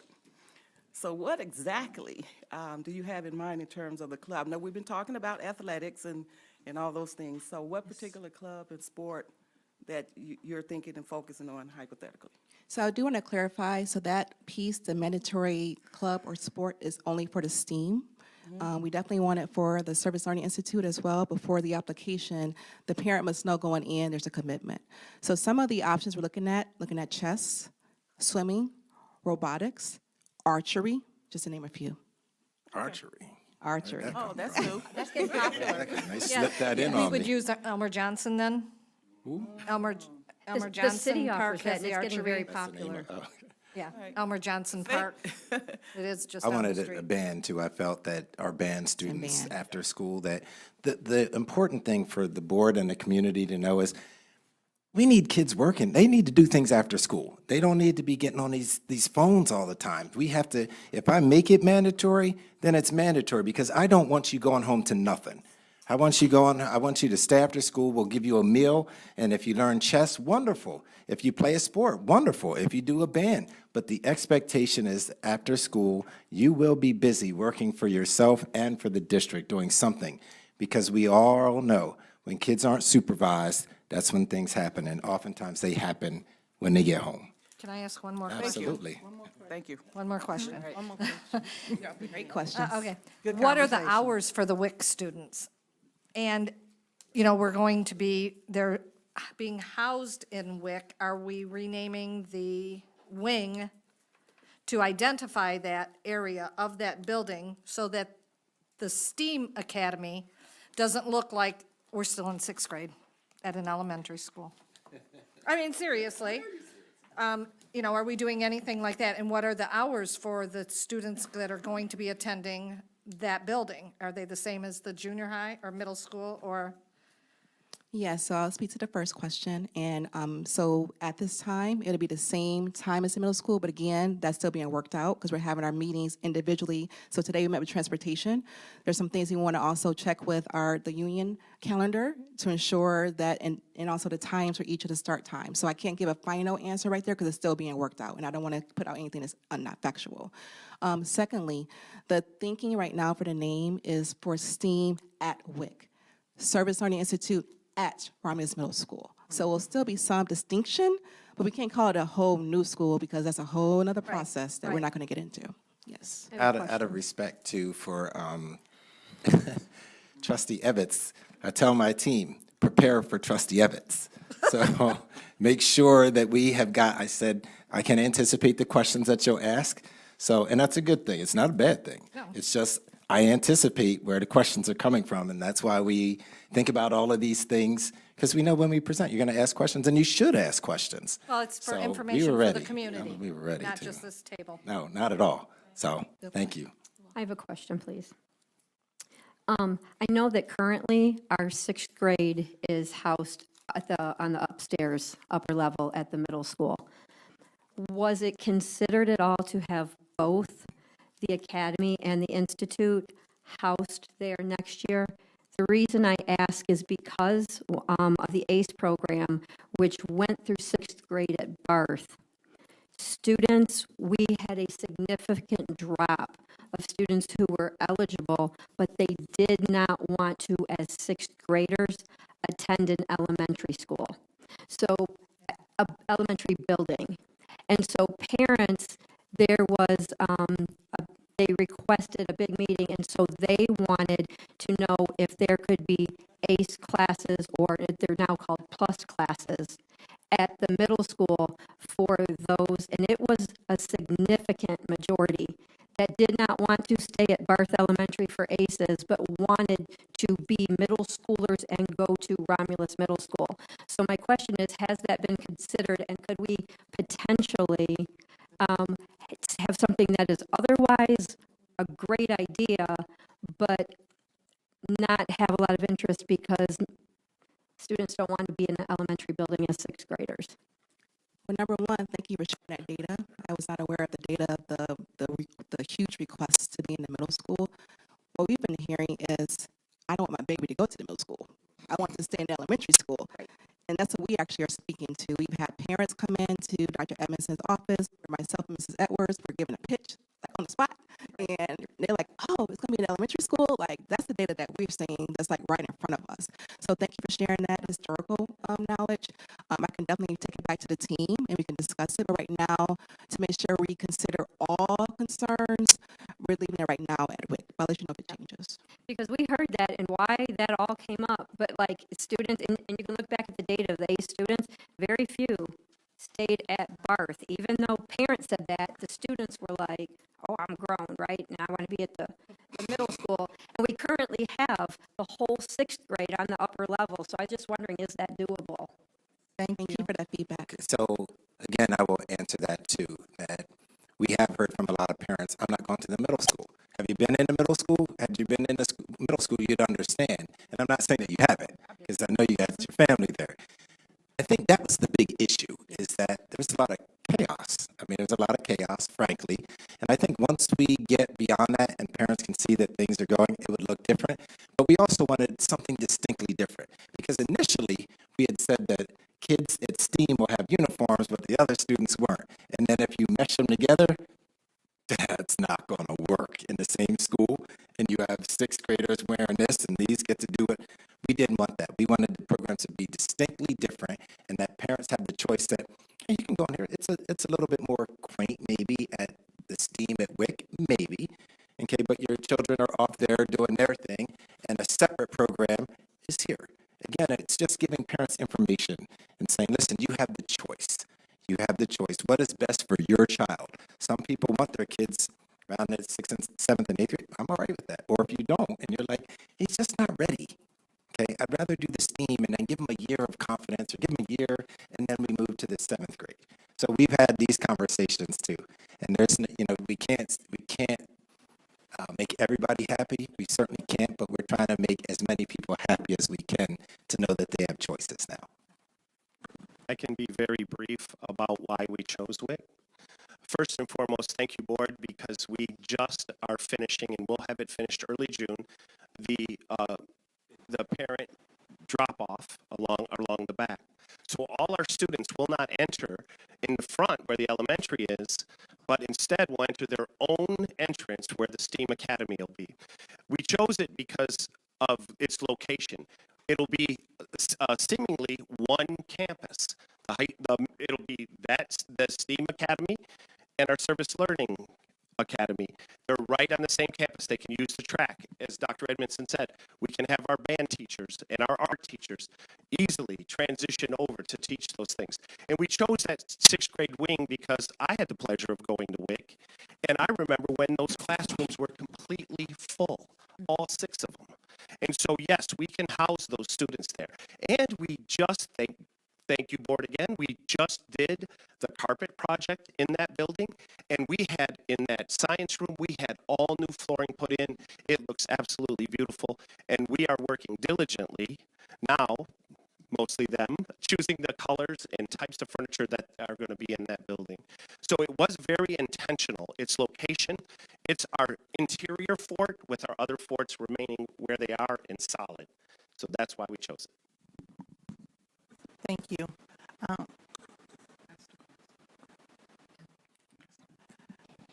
Trustee Laster, did you have anything? I just want to say thank you for the presentation, and I think with educational loss and social skills because of COVID, this is a good staple to get kids like reacclimated, some maturity, and then some esteem with these programs to get them ready for the middle school, and something that'll be a staple for people to look at Romulus like, what are they doing over there? So I'm excited to see as this rolls out what's going to happen. But thank you.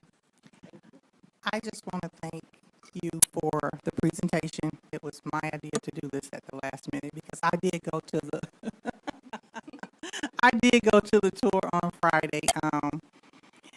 It was breathtaking to go through that building and to walk through that K-8 building and to have little second graders come out and give you a presentation of their report on erosion and what erosion is and why it happens and what it can, what you can do to fix it. I was just in awe.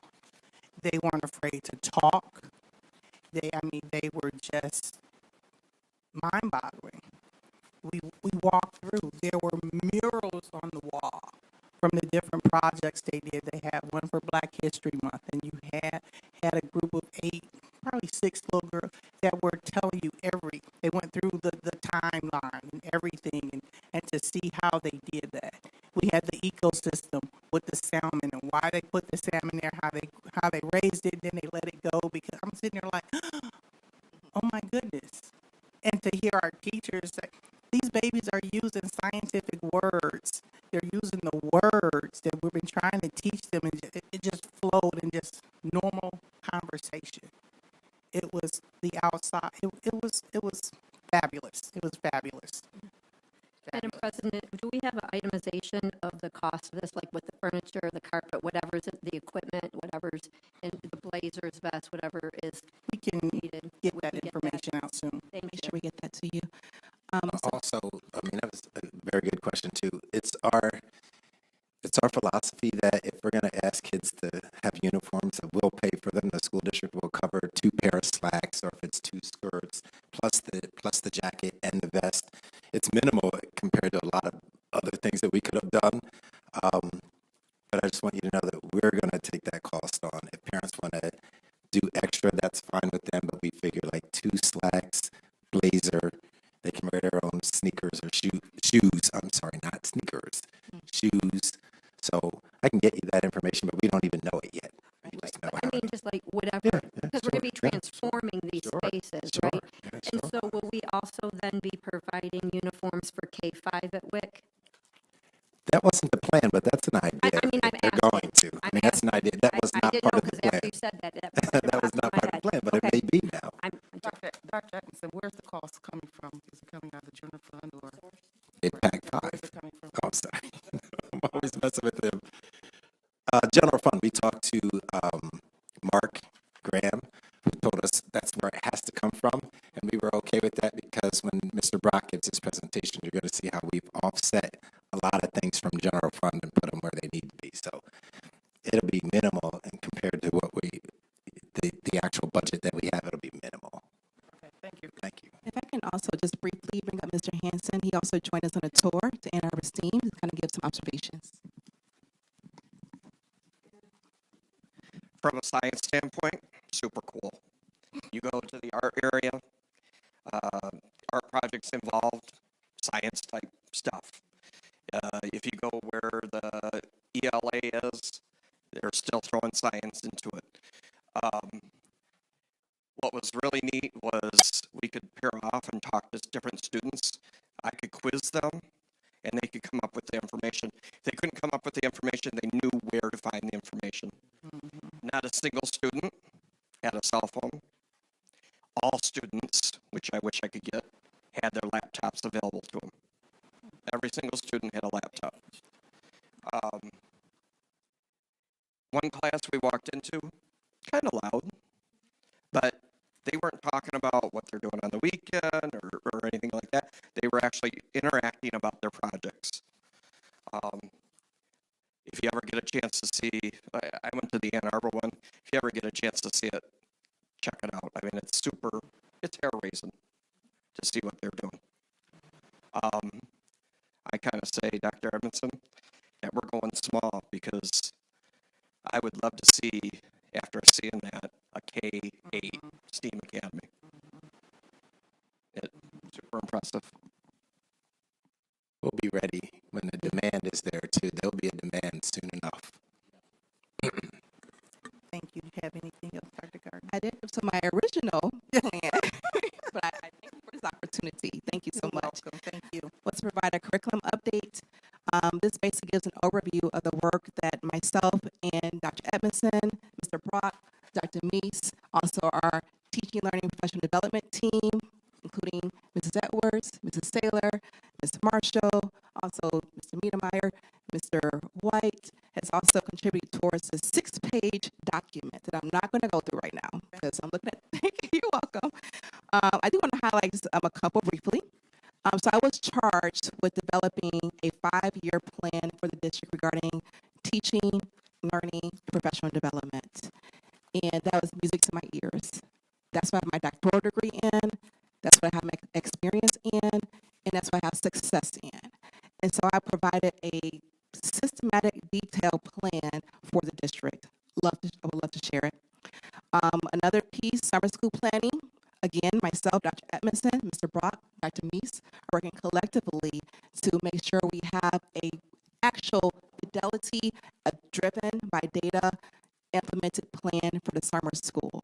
We're going to hire 2 coordinators, one for elementary and one for secondary, to work with us to roll out the summer school planning. And lastly, we've already held meetings with our elementary grade level leaders, interventionist specialists, and coaches at the elementary level and middle school to get their input on professional development and curriculum. It will not be top down. It will be a collaborative experience. So I just thank the team and also our cabinet for your support as you roll out all these initiatives and tasks. So I'll pass the packet out to you all. Please review it. Any questions you have, I can definitely answer it for you at another time. Thank you. Thank you, Dr. Gardner, for all the information. Can we get a copy of this theme of this presentation, please? Thank you. Today, I sat Dr. Gardner down. I probably scared her. I said, "May I talk to you, please?" She said, "Yes." And she came in my office. I said, "Can you shut the door?" She did. So it was purposeful that I get her a little nervous. And then what I said to her is, you know, you're supposed to, when people do an excellent job, you need to let them know that. I said, "You've done an excellent job. We support you here. We trust you. We see her working all the time. She's carrying a lot of the things on. I think you are a tremendous hire. I've said that before. You're a tremendous hire. We've seen your affect change 180 degrees since February 1st. Well, no, since March. It wasn't February. You didn't speak to me the whole month. But, you know, you're doing an excellent job, and I would say that to the board. Our curriculum department is in great shape with you under your leadership and your direction. So thank you. Thank you. Next on the agenda, we have the report of the Director of Human Resources, Mr. Kevin Brock.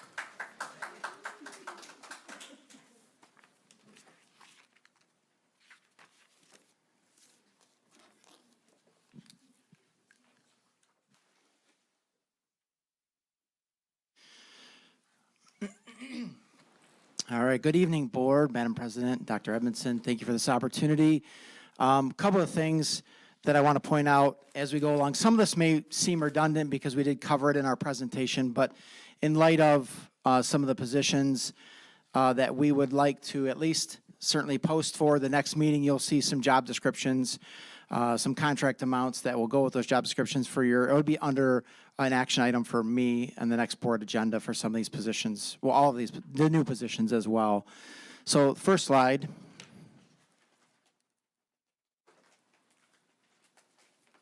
I would like to introduce, the hiring continues. I would like to introduce, if they're still here. Yes, they are. All right. Miss Alex Feltz. She will be on middle school, stand up. Alex comes to us from with many years of experience from Livonia Public Schools. She will be at the middle school virtual teacher special education. This is a lot about hiring around compliance. So we got to make sure that our special needs students are having their needs met and that we're in compliance with state and federal guidelines if we were audited. Thank you. Welcome, Alex.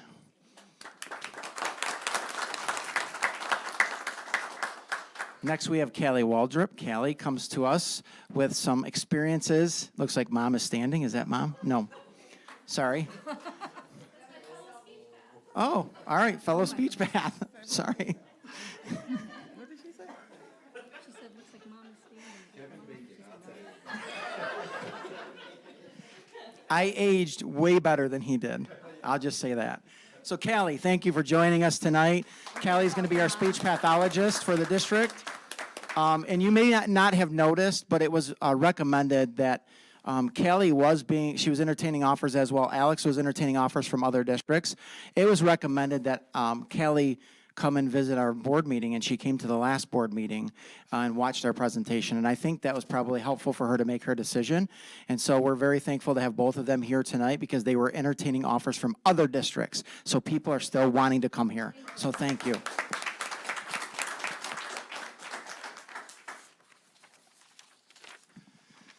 So I apologize in advance. This is going to be a little lengthy this evening, but I do want to be, I'll do my best. So the purpose of this, the outcomes of this, is really to show the new positions. If there are new positions, are we eliminating positions in their place so that we can be fiscally responsible in creating the new positions? So you'll see the first one up here is eliminating the Director of Community Outreach and Special Programs position. That's a general funded position. It's an administrative position. It's also partially funded or was funded partially with Title II grants. The replacement would be the Director of Teaching, Learning, and Professional Development. This has to come from general fund dollars. We were offsetting the previous position partially with Title II grant funds. Because this is a strictly administrative role, this will have to fall under general fund. And as you see, what you'll see the theme throughout this presentation is what Dr. Gardner presented on. This is in full support of her department, or what's maybe soon to be her department. so that we, I hear a lot of this, I've been here a few months, and some of the veteran staff that have been around for a long time, they talk very highly and glowingly about the 2001, 2002 years that they were here, first started teaching, and they talk about the curriculum. They talk about the fact that there is professional development, and we don't want to go back to 2001 or 2002. We want to do it better, and I think this is really going to showcase that we will do it better under Dr. Gardner's leadership. The next piece of this is we will need a supervisor of professional development. This person, in general, will oversee all of the positions as far as professional development, making sure there's a professional development calendar, making sure that our professional development is aligned with our curriculum that gets selected. They will safeguard the year-long professional development of 43 professional development hours next school year. This is a Title II grant-funded position, partially as well as general fund position. We have our instructional specialists. We'll have 2 of those, one in literacy and social studies, one in math and science. These 2 positions will oversee the direct correlation of our curriculum selection, our curriculum alignment. They will meet with elementary grade level leaders, grade level leaders, department chairs at the high school. They will bring some fidelity to the system that we don't currently have fidelity in. So from Dr. Gardner, and I don't want to say down because it's not an up and down system, it's a collaborative system. So the collaboration that will take place in this department that's already taken place is amazing to watch them work and the work that they've already done in the last few weeks. Oh, sorry, that position will be a Title I grant-funded position. We are looking to implement positive behavior support, social and emotional specialist. We currently, Dr. Edmondson talks a lot about PBIS, about launching a program. What does it look like when you launch a program? If the launch doesn't go well, there is no buy-in from staff. And with the significant turnover of central office and some of the behaviors that we've seen since I've been here, they're getting better, but PBIS is a research-based strategy intervention system that somebody needs to oversee so that we can relaunch, we can do it right, and our kids can be successful in PBIS with some emotional support along the way. That one also is 31A and Title IV grant funded. So it's at-risk funding as well as Title IV. The creation of one middle school dean of students. They will assist in creating positive relationships. This is not, in our vision, this is not somebody that's punitive. This is somebody that's going to work with kids who struggle. This is somebody that might oversee in-school suspension, should we have it, after school. I don't want to call it after-school detention, but it's after-school academic work. And this one will also be grant-funded in 21H, should the district be awarded the 21H grant. We have applied for it. We have not heard back or had an award letter yet.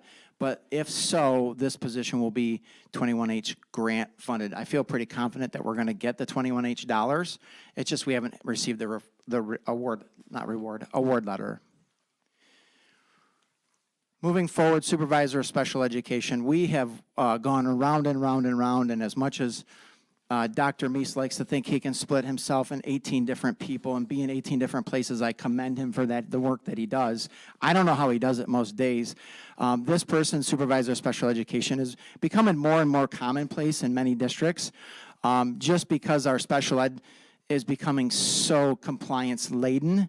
They have to attend so many meetings, they have to do so much paperwork, and they have to oversee so many different facets of special education. So as we met as a cabinet, we felt like that this was something that we could obviously provide for Dr. Meese and support in his department. This does have a general fund impact, but I think the expense or the help will outweigh the expense that this may come to the district.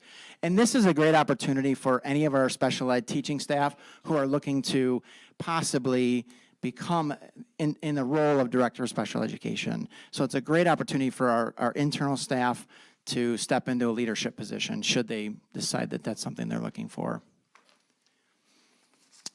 Human resource generalist. This is a position that I've gone back and forth on. many, many times, Dr. Edmondson always tells me that I should really push forward and have some support in that role, and I appreciate that. And I have gone back and forth on this, and I know that this is something that was recently approved, or previously approved, I apologize, previously approved at some level, and it was placed in ESSER dollars. We took it out of ESSER dollars, put it as a general fund impact, but as recent as today, I did talk to Mark Graham, who is the person that works on our grants, and he said, you know, you can fund it for 1 year in ESSER dollars if you so choose to do so, but this person would act as, again, my right-hand person, would help in investigations, would help with potential evaluations, assist in monitoring performance, our performance appraisal program. So all in all, just be a support system in that Department for Human Resources. So this is something that we feel very strongly about. This is, I will say, when I came to my previous district, about 2 years before I arrived, I would say in 2015, with the influx of some of our non-English speaking Middle Eastern students, there was an influx of refugees that came from Syria, and they all landed in Hamtramck, and overnight Hamtramck had to reopen a school, and they had to hire 90 teachers. They were without ELL support, they were without a coordinator. I don't want, and our cabinet doesn't want this district, because it's going to happen. As you all know, on Thursday, there's supposed to be a ban lifted at the border, that there's the potential that we could see some lifting of some bans on refugees as well. We are in those communities that may be next for an influx of refugees, and I want to be prepared. I want our district to be prepared. This would be a grant-funded position. We do receive Title II funds, English language learning title funds from RESA that could be reallocated to provide for this position. I think it's important that we kind of get ahead of this before we're having to hire several staff members the night before school starts. Our 6th grade STEAM Academy, 6th grade STEAM administrator, you've heard us talk about Paul, Mr. Niedermeyer. We are considering him for the position. He has wholeheartedly stepped in and really ran with that proverbial football, if you will. Again, develop STEAM norms and standards, create a positive environment so our kids can feel safe and welcome, building a collaborative culture. I'm sorry, that was that would be a general funding position. I didn't put that one up there. I do apologize. Strategic partnership coordinator. This is somebody that, as a cabinet, we have had discussions about developing partnerships for our students. This person would work tirelessly and be in the districts, supporting all of us at the table, working with technology, and assist our staff with various projects that involve community partnerships. One of the things that we are so rich in this community is we have so many businesses. I mean, besides the airport, we have Amazon right down the road, and I know that they've been a great partner for ours. But we have Best Asphalt down the road. I know a gentleman that works there, and he's asking me, do we have high school kids that want to work for the summer? We don't have a partnership alliance, and I think this would be a great person to help strategically help us develop those partnerships. That would be a 21H grant funded if we were awarded the grant, as well as ESSER funding in the intermediate. So what positions did we reduce or did we eliminate? We eliminated district-wide athletic director, one position, which was general fund. We eliminated Meta 24 and CTE administrator, that was one. The director of K-12 instruction, general fund, eliminate RVLC administrator, one position. Reduce full-time Meta 24 instructors, 11 positions. Reduce RMS, the middle school assistant principal, to one position. Condense and reduce administrative assistants, one secretary for curriculum and operations and technology. So as you'll notice up there, there's north of $1.3 million of general fund that is being reduced or eliminated. And really offset in grants and other places. We've really, as a cabinet, really taken a hard look, along with Mark Graham, our grants coordinator, who you saw his contract. We've done a great job working with him. He's done a great job working with us and collaborating with us to make sure that we are utilizing, 100% effectively utilizing our grant dollars. Questions? I do have a question. In one of these forms, it says that let me find the paper, sorry, I just had it. The coordinator of ELL will supervise, monitor, and coach the staff. How does that fit into our contract with the REA? You have a coordinator So with that. supervising and so- monitoring? Yeah, good question. So thank you for that, because the coordinator, their job when we get them onboarded is to help develop a staff in the ELL department so that they can oversee and implement an ELL program, and if they're with our current ELL staff as well. So that would fit. As far as your question, is it because you're asking, would it be in the union or in the teaching union, or would it be Well, it's outside a of the union? combination of where does it fit into? Is it a teaching position? Is it RAZA? And as a coordinator to supervise an REA staff, does that fall into their contract? I mean, Mike, you would know, right? So, Yeah, so all good questions. I don't know that we've ironed out all the answers for that one, but I will tell you, it's been done both ways. A coordinator position has been in a collective bargaining agreement where it's a teacher. They don't oversee other staff at that point. I added that in there because at some point, this coordinator position, if it's in the union, may come out of the union so that they can help oversee that program. So it's been done both ways. I'm used to it being in the union, but we have not had the discussion with so the you would have a REA. union employee supervising a union employee? I just said I would not do that. Okay. I've done it No, both I'm ways. looking at the description. Yep. And I'm just trying to get it clear, that's all. Yes. Yep. No, I just said, no, I mean, I've done it both ways. If they're in the union, they would not supervise. I put that up there because the thought is at some point, they would come out and they would then be able to supervise. These are just, I should have clarified that. These are just snippets of things that they could do. It's not necessarily in writing that that's what they will do. So these are not job descriptions? These are not job descriptions. Sorry. I should have clarified that. Thank you, though. Quick question. If I'm just devil's advocate, 21H, that does not come through, where would that funding come from for these positions? Some of that would be offset in 31A. Okay. And then potentially some other grants resources as well. Okay. And 21H isn't a lot of money. I mean, I know. everybody's fighting over, it's like, I don't know what he said, 50, it was more than 50 schools, but I thought it was 51 schools, 1 117 schools. grand. Yeah, I mean, it was like you fighting over a little bit of 117,000. crumbs. Right. But still, it could take care of a position or two.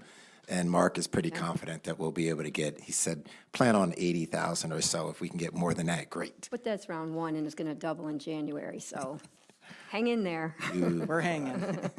Madam President, Mayor. Yes. Okay, and I know throughout all of the presentation, I was writing how much.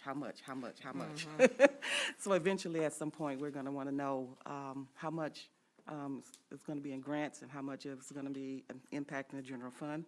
And also, my question would be, I know you probably haven't done the job descriptions or whatever, but some of these positions where ESSER funding is going to be a part of that, are you going to have a disclaimer near it? Because ESSER funds has a term, and so they will be aware of when they're applying for the position that this is whatever, and so, to make sure that that's done, so that when they're reading it, they know what they're applying for. I'm laughing because, You're laughing? not laughing at you, I appreciate the question because Okay. as Dr. Edmondson has stated, and I have stated when I'm hiring people, the one thing you want to ask is how is that position funded? If you are going to a district and it's not in the job description or in the job posting how it's funded, you need to ask. Because as you see down the road, our neighbor down the road, DPSCD, is laying people off because they overhired with ESSER dollars, right? Yep. So great question. So yes, there will be a disclaimer. The funding will be on our job postings. The second question about how much or what the contract amounts will be, those will be forthcoming with the next board packet. You'll see those prior to you having to vote on those. Okay, thank you. A question. Yes. Currently, how many ELL students do we have in the district? That's a great question. I'd have to get that information. I don't, I mean, I No. know, well, I know we have more than zero, but it's a very. it's a very small number. amount. Small And so number. And this- I know we need this for compliance, obviously, but I'm just wondering about, Well, if we could have those numbers and the cost, because are we currently having that service provided by RISA? the answer would have to be yes, because I don't know who's doing it here. I just don't know. They used to come into the buildings. So RISA of recent years has been pulling back their parapros. Sure. So what they're saying, the districts are saying, here's the money, you do with it what you wish, right? We don't have a lot of students. I'll get you the number. I don't know off the top of my head. But I'm gonna, let me add, because I was sitting with the mayor, sitting with a new builder, and the builder who's looking at some significant properties and putting things here is Middle Eastern, and he said, it's coming.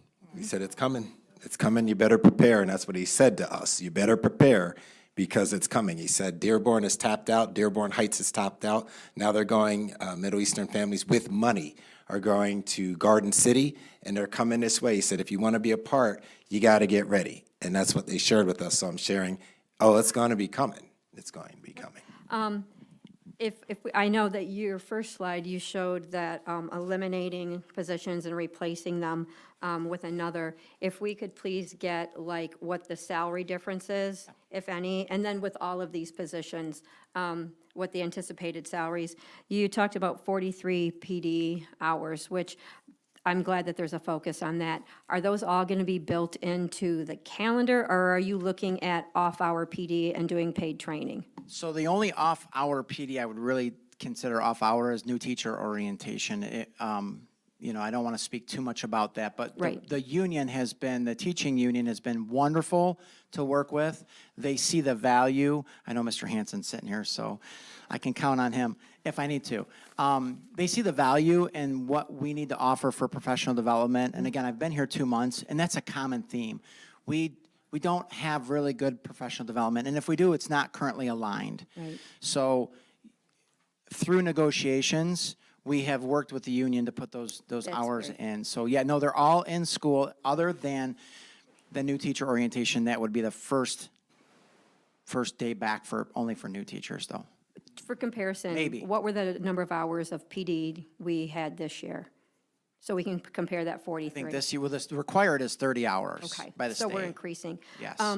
I like that you emphasize bringing fidelity, and we're going to be focusing that through all of our training and everything. So as Dr. Gardner talked about the fidelity, and as we're focusing that on PD and aligning our curriculum, will we be purchasing a new curriculum, or will we choosing between the most recently purchased versus the Amplify? Or, so that as we're doing the PDs, are we going to structure it all so that we're at least aligning things and having a narrow focus?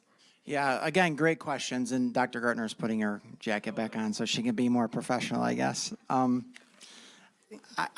know what my answer is to that question.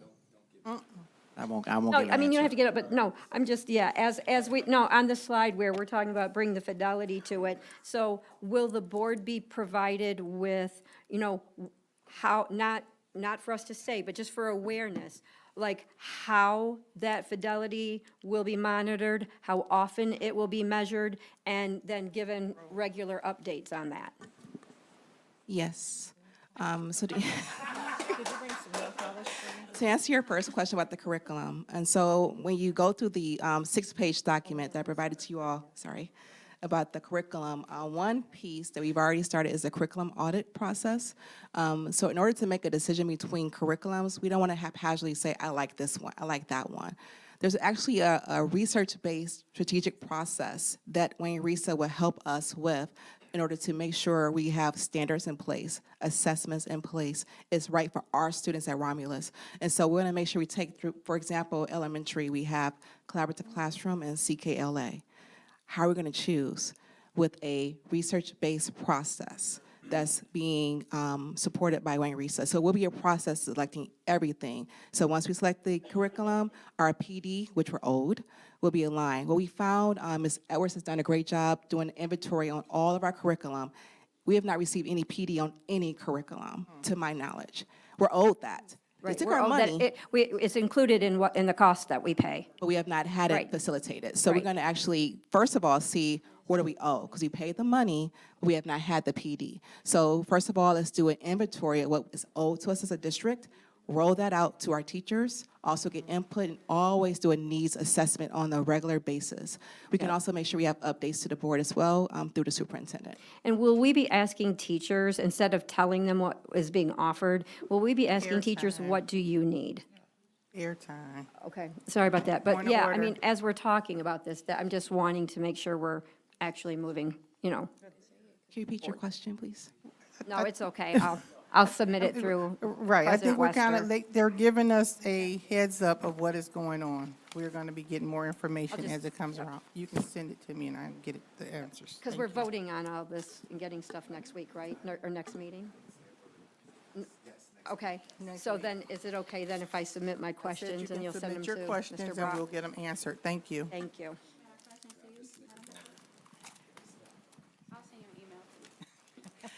Any other comments, please? And then you have some action items as well. So next.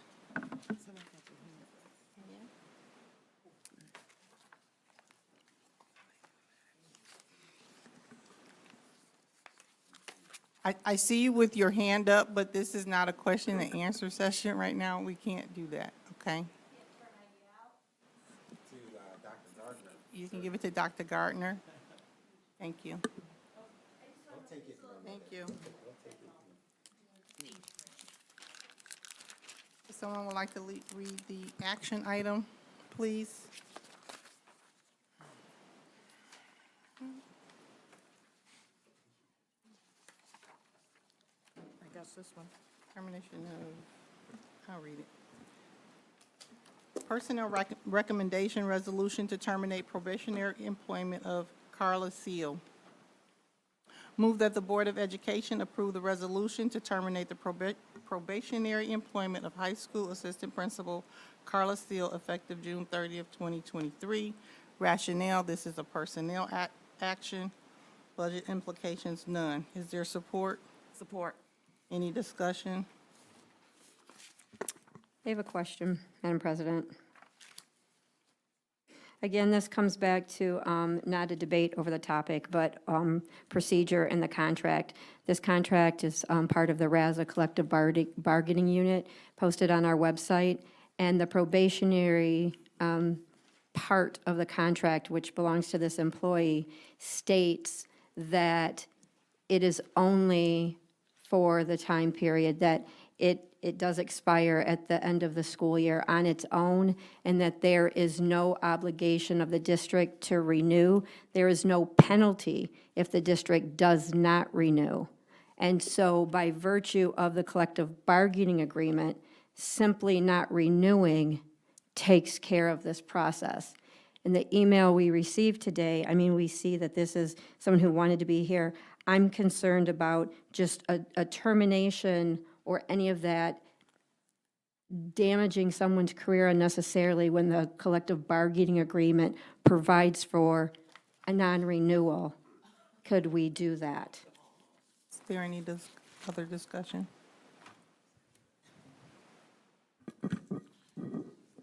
I don't want to really get into the logistics, but I will say, terminating somebody does damage their career. It does damage their career. So as much as possible, if we can't damage somebody's career, and I'm talking about from experience, we don't do it. We don't, if that's what it says.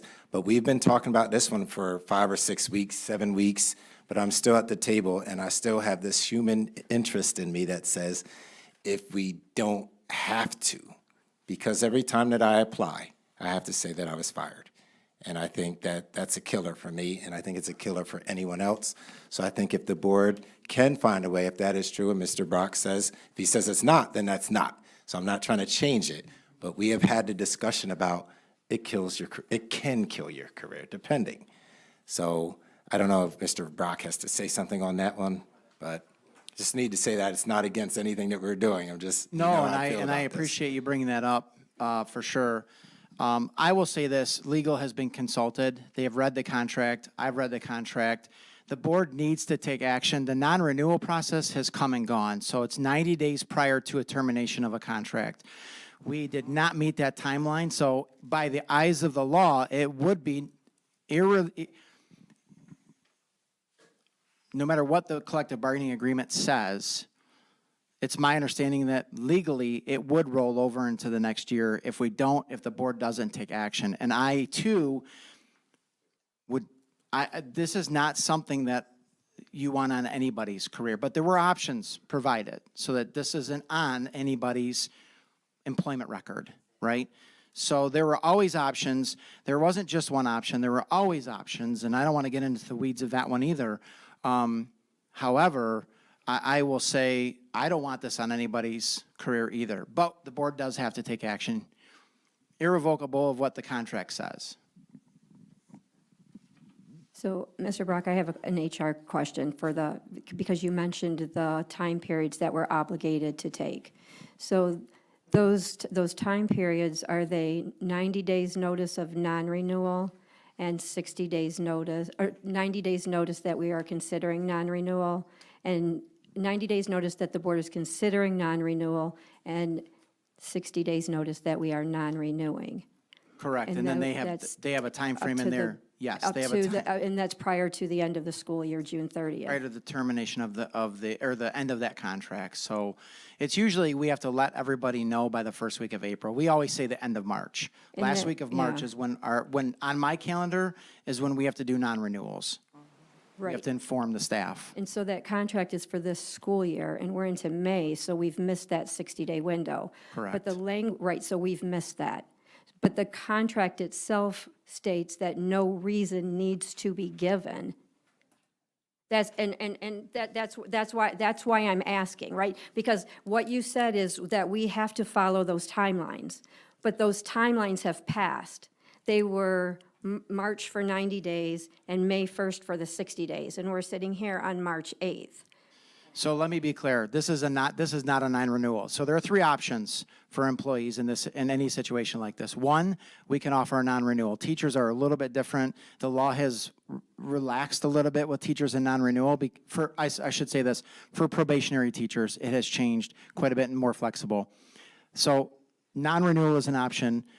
Somebody who may want to resign their position, that's an option. The third option would be a termination of the employment contract.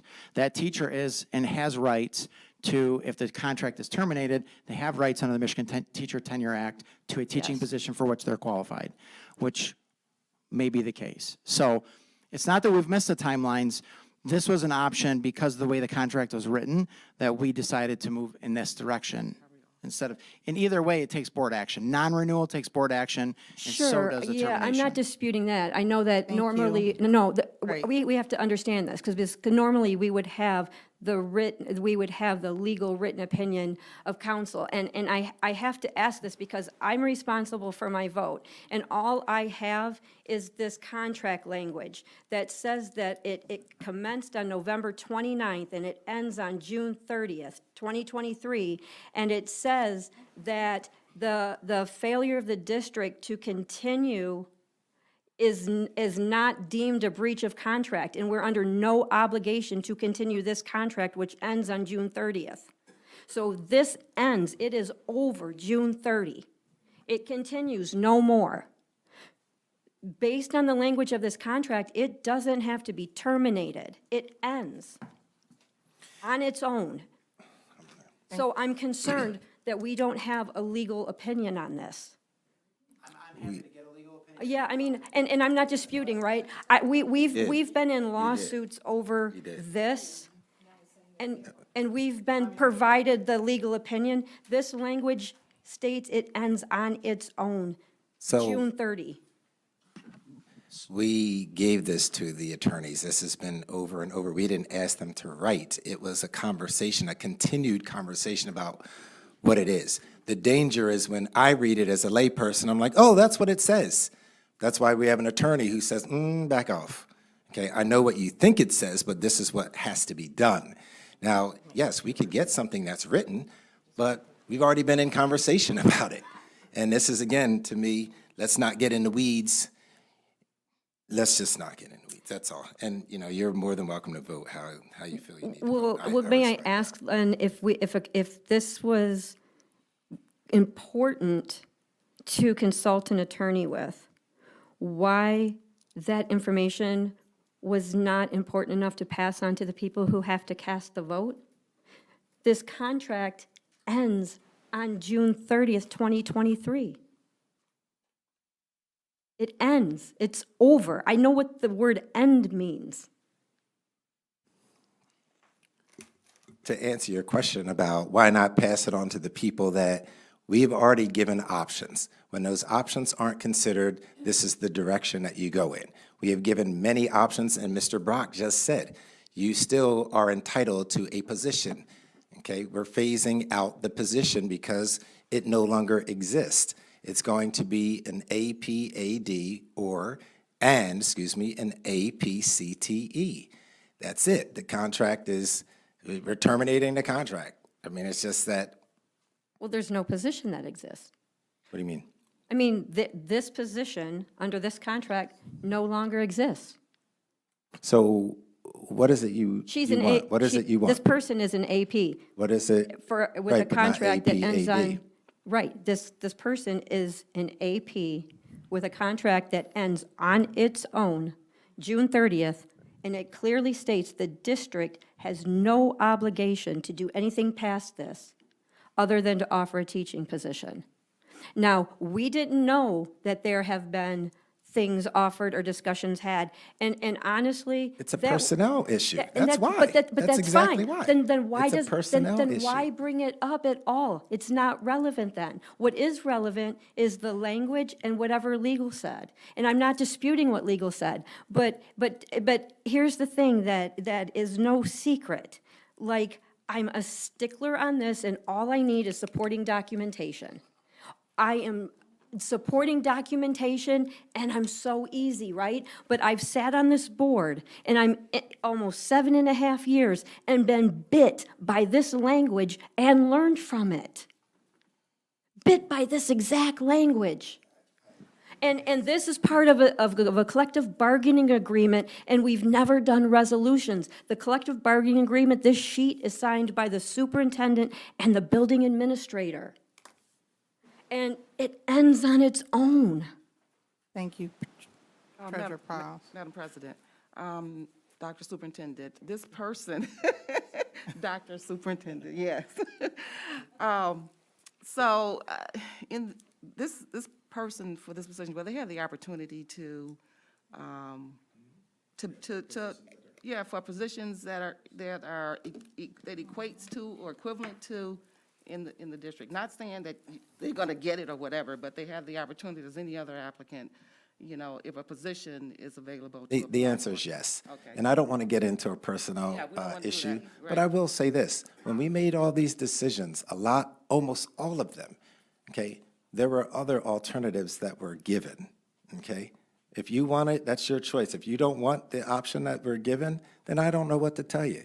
But we weren't just so callous to say you're out, okay? I don't even operate that way. But there are positions that are still available. As I said to the meta instructors today, I spoke with them and said, there are positions that are available. And the board needs to know that. There are positions that are still available, but not that position. But there are positions that are available. There's no malice whatsoever. This is like, when we were presenting there, these are the things that we needed to do to continue moving the district forward. So there are positions. There's going to be an APAD, APCTE, supervisor of special ed, assuming that all this works. There's plenty of positions that are out there. And I think the question here is the resolution piece. I stand to be corrected. I stand to be corrected, but I think it's the resolution piece. We've not ever had to do a resolution when it comes to this type of. Right, so do we need to do a resolution with this? I think that's the question here. Now, I'm going to stay out of the weeds there because I don't even pretend I'm in HR. So I'm just going to back out and let the expert be the expert, and then Mr. Brock, move I'm going to on. let you answer. I can't have that role right now. Can't what? I said I can't I'm in that seat, but, Yeah. right. Yeah, that seems to be the Right. focus. So the question is about the resolution. About the resolution. So when consulted with the attorney, and the attorney and I had several conversations about options and what direction we could move in. We looked at the language in the contract. We reviewed the language in the contract. The board has to take action on this particular item. It just can't sunset. It doesn't, even though the contract states it, it just doesn't sunset. Under some legal terminology with the state of Michigan and Teachers Tenure Act, it just does, it's not that easy. I wish it were that easy. I wish we could just say it ends and, hey, have a great life. You can come back and do something for us. It's not that easy in legal terms. So the conversations that I've had with our attorney, the board does need to take action on some resolution. Okay, thank you. Thank you. So then going forward, will this, can we, if we've learned from this, will we strike this language that is not contractually binding from future contracts? That's the confusion. Because if, that's what I'm saying, and so having that legal documentation would help us, because we have gone back and forth, done nothing consistently, and ended up on losing sides of lawsuits because of it. And so it would help the Board of Education in our learning and adhering to some kind of consistency and law to just have that backup having been provided, and I'd still appreciate it. And I think now, knowing that's something that you would require, moving forward, I will provide a written opinion if you so choose to have the written opinion. Again, always trying to keep in mind our financial status and working with our attorneys, trying to make sure that we're being financially responsible with those dollars. So a written opinion obviously costs money, and so I'm happy to do that if that's something moving forward that the board would like. I'm not a big fan of just I'm not going to negotiate a contract up here and say whether we should or shouldn't put language in a contract or take it out. That would be an unfair labor practice. I don't want to do that. But it's certainly something down the road that can be discussed. Thank you. Can we get a roll call vote, please? Oh, I'm sorry. Sorry, quick question. Sorry, Vice President, I'm sorry. Per this resolution agreement, did Mrs. Seals have an opportunity to appear to address the proposed termination of this contract? Did Ms. Seal have an opportunity To appear. to address the proposed termination of her employment contract? She was sent a letter, and then at that point needed to let the board know if she wanted to appear before you. Ms. Seal? So she was notified. Okay. Thank you. Can we get a roll call vote, please? I'm sorry, who supported? It was Kennard? motion by Wester, it was supported by Kennard. Kennard? Yes. McCarthy? No. Davis? Yes. Evans? No. Pye? Laster? No. Wester? Yes. Motion fails.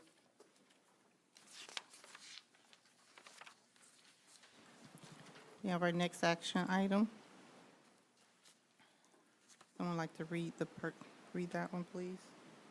I'm sorry, Madam President, if we could please just not leave this unresolved, but if we could get information, if we could even do a conference call and hear from legal, because I don't want to not do what our responsibility is, but on matters of this, we do need to hear directly from legal, and that has been past practice.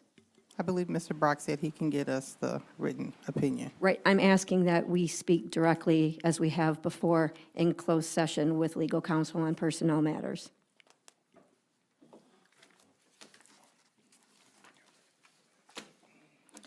Move that the Board of Education approve the resolution to lay off the following Meta 24 instructors effective June 30th, 2023. Brianna Glenn, Andrew Poskey, Errol Sims, Kayla Taylor, Timothy Young, Kenyatta Caldwell, Patrice Cranford,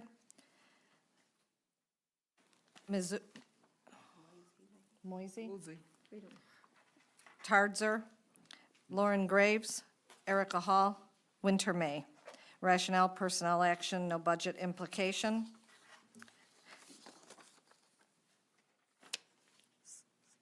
Support.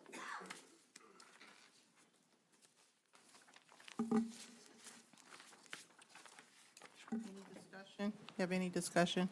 Yes, I do. Part of one says it's reviewed, the board has thoroughly reviewed its projected fiscal conditions for 23-24 school year, programs needed, enrollment levels, and staffing requirements, and on the basis of those factors, determined that elimination of Meta 24 program is necessary as being in the best interests of the district. This is not a true statement because we do not have our projected fiscal conditions for the 23-24 school year. We have paid for this program. It could be self-sustaining, and if we, as a district, did as much for the Meta Labs as we are doing now for the STEAM, this would be a good system put in place. It is self-sustainable by the manufacturing of the goods that are created in these labs to be sold in our store. We have talked about bringing chess on. I said, you know, one of our Meta Labs, the 3D printers, they build, they make chessboards, they make chess pieces. We have gear in our store that the staff, that the students have created. All of these teachers have a one-year, or I'm sorry, all of the Meta Lab coordinators, instructors have one-year certifications. So, and I guess my question would be the edu staff, full-year subs, do they have certifications? I'm confused, and this, again, if we did as much for Meta as we are doing for STEAM, think of everything that this district could have if we did the combination of these two programs. They would, by the time they got to the middle school, to the STEAM, from the elementary, they could already have some of these skills in place. Just like they're saying they went to Ann Arbor, second graders. Second graders, well, Meta doesn't start until third grade, but third graders are sewing. Third graders are creating jewelry. Third graders are creating lotions. If we put as much effort in this as we do the STEAM, think of what we have to offer from third grade through seventh grade. So my question would be, why wasn't it done? I'm here, should I've been here since February 1st, and that's a serious question. What happened? Well, we're not going to point fingers at the table, okay? But there is staff members that was responsible for the rollout of this program, and it didn't move forward. But again, let's put somebody in charge of this, like we are the STEAM. Why not? Let's say we have $1.5 million in equipment and curriculum in place. We're talking about the STEAM, how much money you have to spend on technology. You want to talk technology? Walk through the Meta Labs. You want to talk furniture? Walk through the Meta Labs. You're doing a commercial? Why aren't our students doing the commercial? How much are we paying for that? We have a green room at the high school. These kids and the instructors know how to do commercials. We're just going to throw it away because it wasn't done right, or it hasn't been rolled out to the best capability that it could have been. And I'm sorry, I know I sound like a... That's okay. I voted for okay. this, and if you listen to the previous meetings, it has the curriculum, it has the science, it has math, because these kids can't sew unless they know how to measure.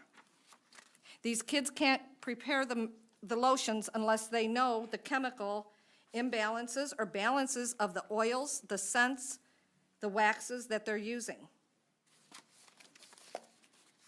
They have math, they have science, they have English language in the programs.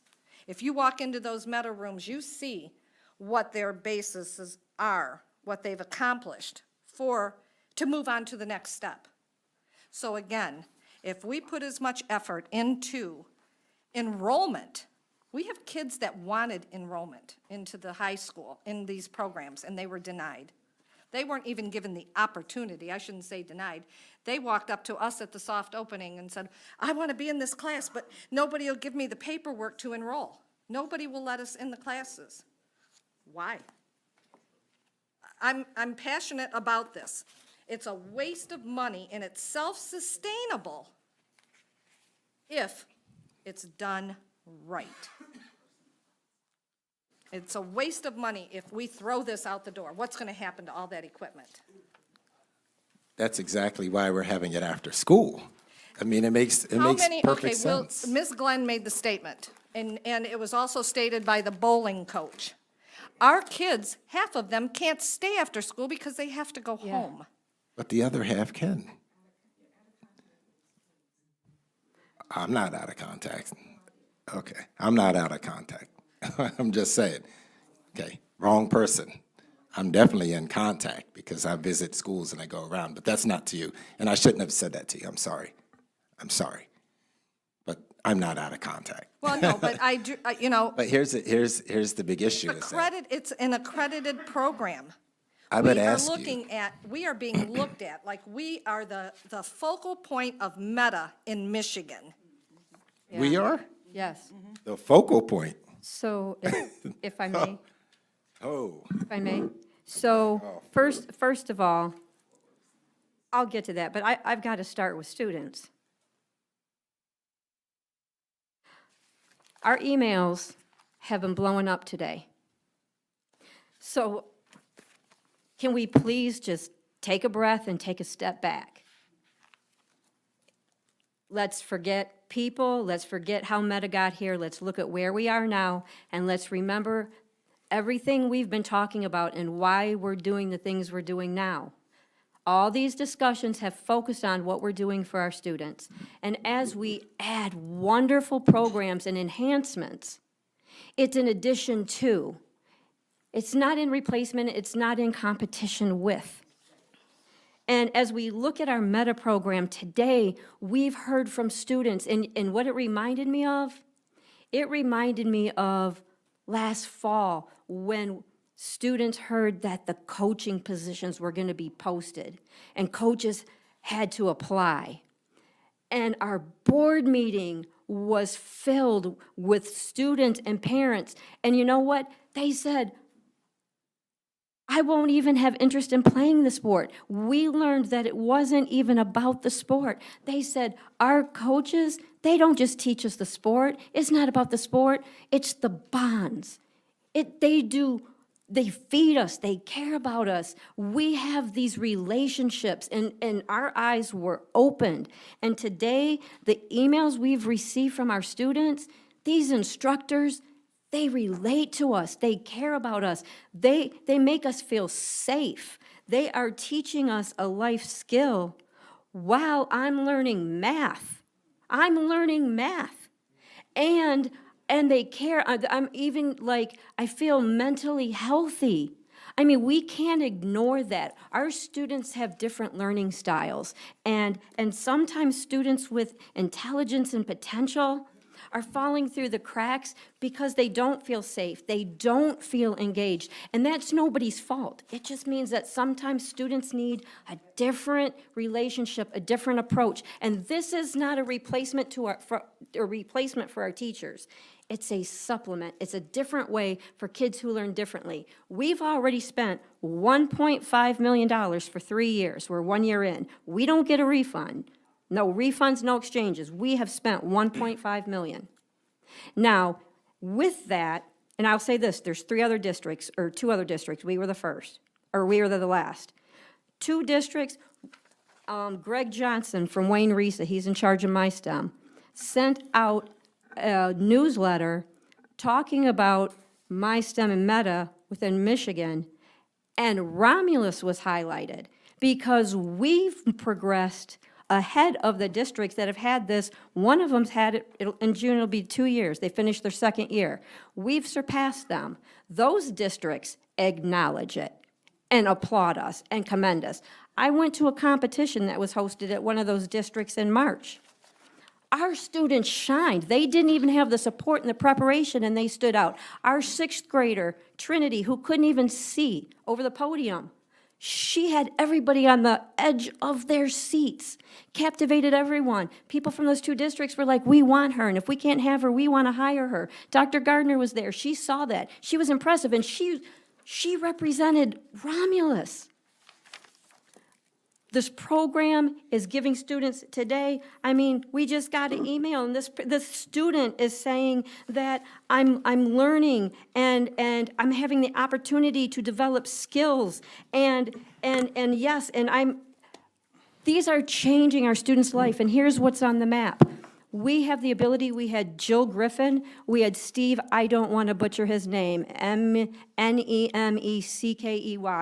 yeah. Making a very good point, but we No, need to. I need to say this. We have the opportunity, for our students to earn credits, not elective credit, class core credit. I don't know about that. Dr. do not Edmondson, with think all due that. respect, I told you this, and I said I'm we could telling meet. you. I It will has not forward this happened. to you. And MDE, the state of Michigan, provides free training and will pay our instructors to go get trained, and then we can provide math credit, ELA, because we are able to measure proficiency. And MDE wanted to make Romulus a model Let me ask for you the this state. question, okay? And I appreciate the passion. Great. I don't have any opinions about anything. I said it's financial and it makes good sense. And it is, okay? I crunch numbers just like other people do. I know what we can afford. And you know what? If you do it and then we can't afford it, I suspect nobody will be looking at me, just so we're clear. But also, the big thing is, if you want to have Meta, you can vote for it. But guess what? They got to be certified. They has no choice now.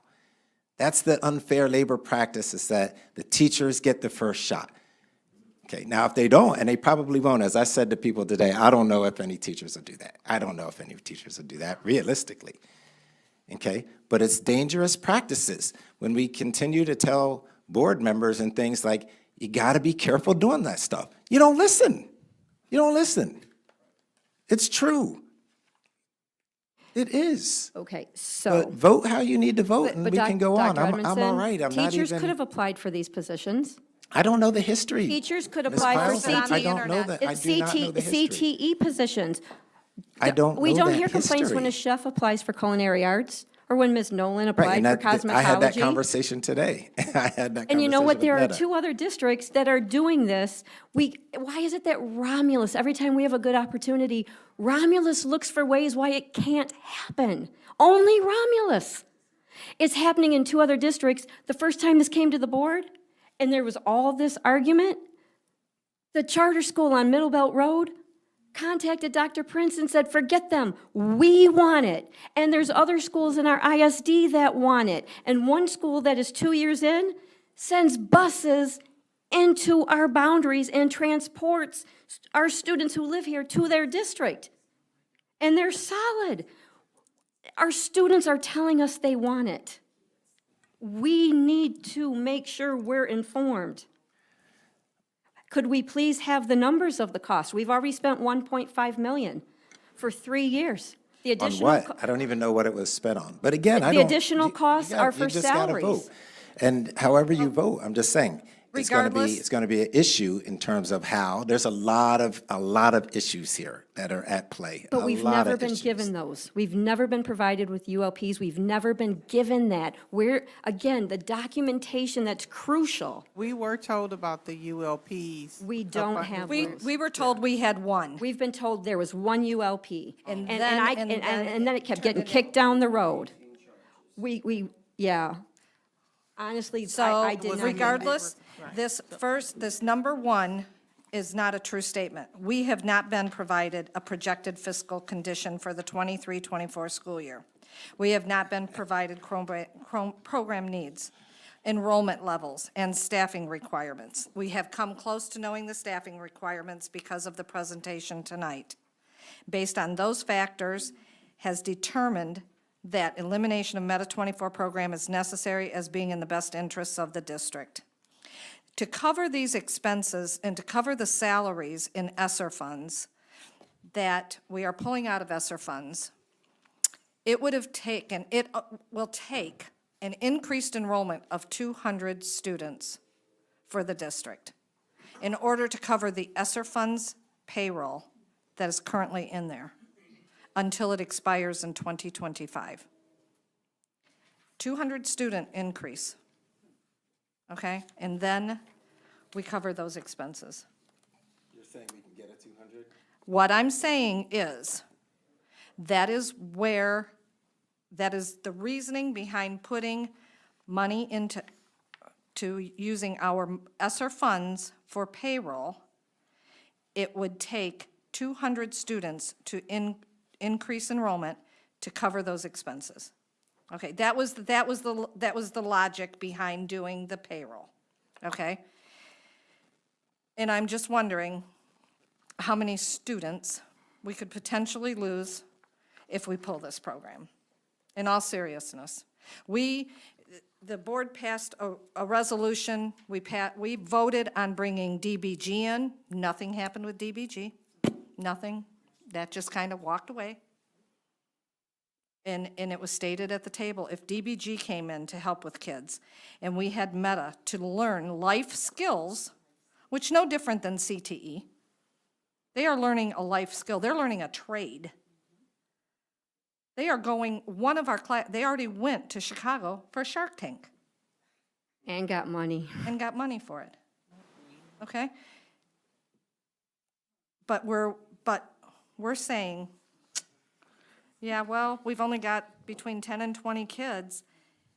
How many kids are in each virtual class? And I'm not referring to the special ed because I know that we have criteria that needs Less to be met. than that.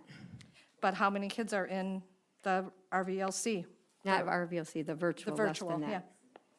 Some classes only have 6, some classes have 4. That needs to go too. Okay, but we're cutting something that our students are passionate about. They are learning life skills. Some of these kids could already do their own gig and Oh, be yeah. selling stuff, you know? Dr. It's Edmondson? a shame. Yeah, our students attended one Chamber of Commerce luncheon, and the intent was for them to see the local businesses in our community and see what could be ahead for them. The reverse happened. Our local business owners were legitimately and genuinely impressed with our students, and I believe only, 11 to 15 went. And local business owners were wanting to place orders. They were offering internships to our students. Local businesses in Romulus offering internships, and then Danielle Funderburg with SEMCA said, if they want to provide internships, SEMCA can provide the funding.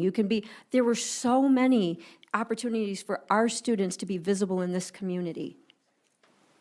And I get it. I get your passion. I certainly wasn't here, and like I said, you all can vote the way that you want to vote. But from my perspective, I think it's hard to argue with 8 hours after school for the week versus 3.5. I just don't see it. And then Who's if, teaching it after school? well, just like I said, teachers get to apply. If they don't, I already told the Meta teachers, guess what? They don't apply. I don't know what to tell you. If they don't apply. But will Meta teachers who are doing this I don't know if full-time we and can- I getting don't- benefits I don't know if we can do, come back and say, yeah, I'll do that for 2 hours? well, I doubt it. Right. I mean, but we already had somebody that committed, but I'm in the kid business. I said that before. I am in the kid business. That's why I suggested that this should be done. Right, and so is after school. It's good for kids. But I already know, okay, if you don't do it and we lose enrollment, I know what you're gonna say. So it's kind of, I feel like, well, hey, and if you do it and then things don't work, then what? But it doesn't, listen, all I did was give a recommendation, and these are the things I'm so glad that Yeah. Thank you. Treasurer Davis. Yeah, I just had a few questions. So as of right now with the Meta 24 program, do the students get credit for core classes under the Michigan Merit Curriculum, or is it an elective credit? Elective credit. Dr. Gardner can answer any question that you might have. And is Mr. James still here? Those two will be able to answer any question. Ask them. Because there Okay. Okay, next question. These instructors, how are their salaries funded? General fund, ESSER fund, or, I'm not too clear about that.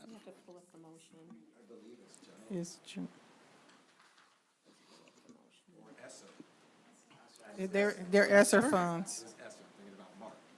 They're ESSER funds. Next question. Last question. I heard CTE brought up a couple of times. Why not start investing in CTE? I mean, the CTE program's basically floundered for how many years now? Because we've just disinvested in it so much.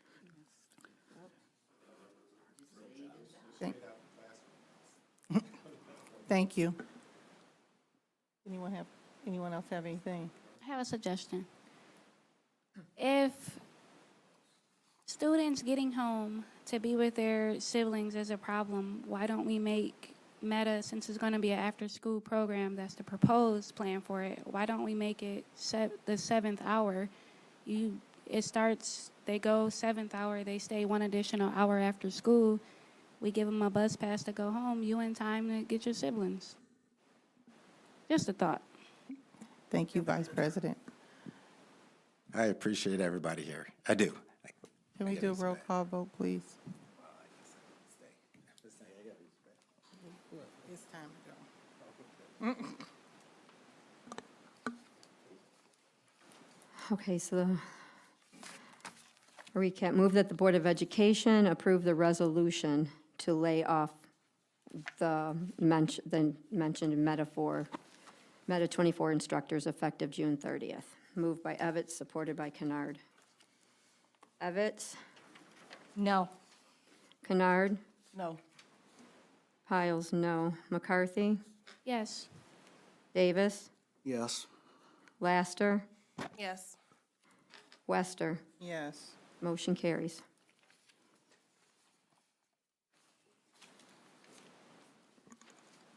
Next on the agenda, we had to move the action item for MGMI Services LLC contract. Do we even have that? Sarah, do we have a? Clearly states that this stuff was provided to us, and yet it wasn't provided, and we didn't have the fiscal responsibility to review it. Fiscal ability to review anything.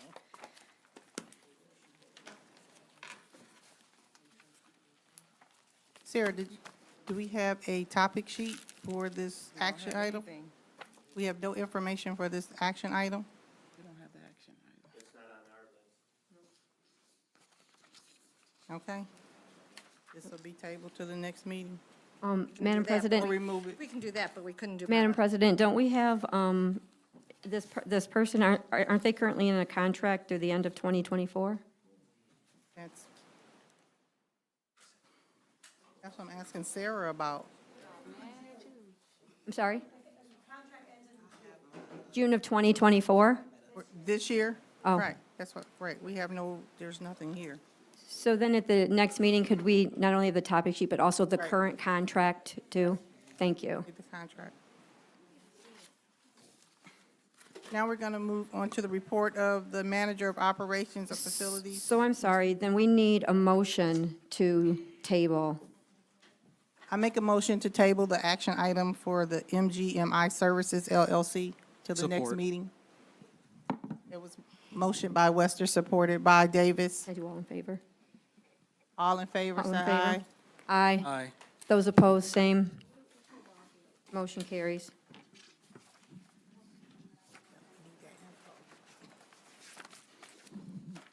Mr. Garland.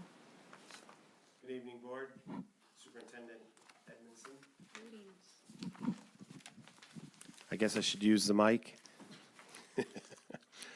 So our first is an action item to update the flooring project, which was already previously approved. It just didn't have the cost for the oversight through the bid pack, which is standard operating costs for the OH&P. This includes overhead, the site coordination, mobilization, direction, their billing, the insurance that they provide, and any bonds that would be necessary. This, so we approved flooring, and now they're coming back and saying, oh, but we didn't charge you enough for our services. No. That's not what happened. We came to you before we added the bid pack oversight. That was my oversight. Okay, I brought it to you quickly because we're in a time crunch to get these things ordered, to have these projects done before September. They did not include any of Barton Mallow's costs, and these costs are minimal in relation to the amount of the bid pack that we approved. so it's an additional $20,000. Correct. So, do we have a motion? We don't have a motion. Oh, sorry, There's no motion. there isn't one? No. Do we have a cost? The cost was the original cost of the project, which was, I'm just off the It's top right of my here. head. We've got the, Okay. And then the Barton Mallow costs are $4,375.99 for insurance. And then the $1,592.70 is standard operating costs, actually, for the OH&P, which that's overhead and profit.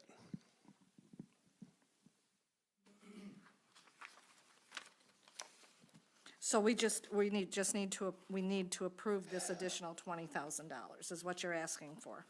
Yes, Trustee Everett. Madam President, may I ask a question? Yes. The flooring, I'm just particularly talking about the middle school since I took a visit by there. That's all of their carpeting, everything? Yes, this project is huge. It's immense. It'll be all the carpeting in all of our media centers with a major upgrade in the high school and in Wicks. It includes, the other elementaries, media centers, all the corridor flooring in the high school and in the middle school as well. Okay, so corridor or the hallways, like the? Correct. Okay, correct. Thank And you.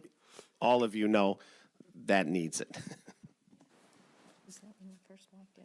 Is there any other questions for Mr. Garland? Will this be the final cost for this bid pack, or do you anticipate there could be?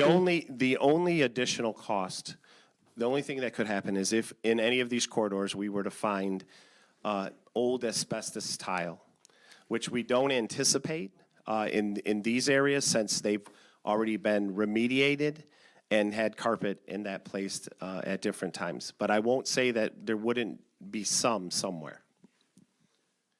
So, we need to obviously pay this. Could we just get, at a later time, whatever the original itemization was for bid pack 5A and all of that, and then the new, so we can just see the differences? You mean the total side by cost? side? Maybe I can refresh your memory on why we chose to use this bid pack. Otherwise, we would have had to go through a full nother RFP. Yeah. And we wouldn't got the pricing from 3 years ago. We would be at current pricing, which would have accelerated. Yeah. But yes, we That's can get fine, a just so we total can kinda running see, yeah. cost of bid pack 5 and 5A. Okay, thank you. Because there has been some changes. So we're approving, is it $20,288.69? To be added to the original cost. And I thought that was in there. 4375.99. Oh, .95? No, 99. Oh, 69. 69 or 99? We got 69. I'm adding. We use calculators. We're 20,288.69. Okay.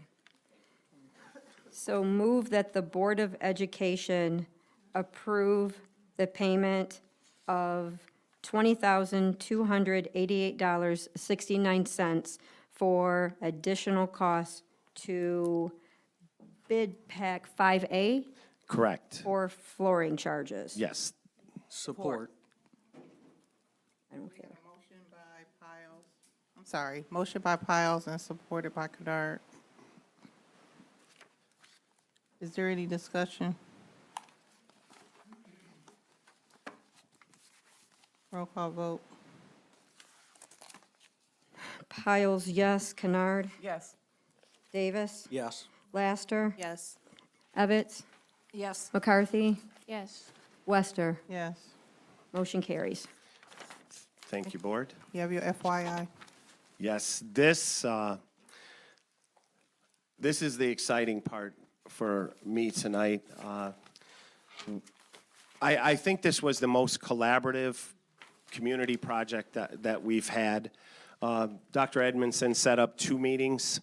The first one had many stakeholders in it, various community members, students, staff, coaches, parents, administrators.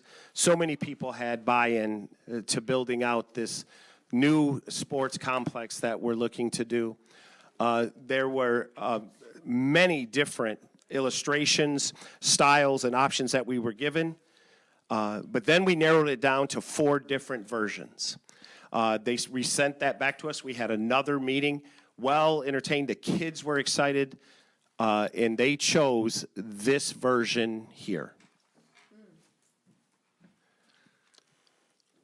We have two, and they appear to be the same. Is there a difference in these two? Well, here's the highlights. So on this version, we have the hash marks, Right. the beautiful watermark of our own eagle, not the Philadelphia eagle. We have the Romulus in small insignia beneath the number, so that might give you a variance on which one you have 2 of. They look like the same. They Well, look maybe it's the same exact one. Maybe we sent it twice. I feel a little redundant. One has the, I'm sorry? yeah, one has all of the criteria. Yes, this is the field that we will be moving forward with. And this will be done when? Woo! We're really shooting for Labor Day, but, you know, we'll see. We have to get this out. We wanted to give it to the board for an FYI, but we're trying to move on the track and get the field all done before our first game. That's our hopes. You know how construction is. But that is really what they're anticipating. Where will we do our conditioning and practices if the field isn't done in time? Well, it won't be done for that to start for football season, right? Yes. Well, we do have our practice field, which is next to it. So I would imagine coaches would do a lot of that, do a lot of their training there. I'm sure they'll sacrifice to have this beautiful field. And I just want to say this, Board, we've been keeping our promises to the community, and this was a major one. This was a major sell of our sinking fund project. I mean, we've done so many beautiful things, roofs, and now we're doing flooring and chillers. I mean, this is just one more promise kept to the community of handling the finances that they dedicated for these things. Thank you, Mr. Garland. Thank you. Next, we have the report of the subcommittees. Are there any updates on meetings scheduled? The policy committee is looking to reschedule a meeting Tuesday, 4 o'clock, 4:30. Tuesday when? This Tuesday? Tuesday. It'll be on. May 16th. It will be virtual? No, in person. You said at 4 o'clock. 4 o'clock at the board office. Tuesday? Yes. A week from tomorrow? A week from tomorrow? Yes, a week from tomorrow. May 16th, Thank you. 2023. Thank you. Report of the board president. I guess that's me. Once again, I want to thank everyone for coming out and showing their support tonight. I know it was, sometimes it's good, sometimes it's bad. Like we say, we have to learn to agree to disagree, but at the end of the day, we're supposed to work together to move our district forward.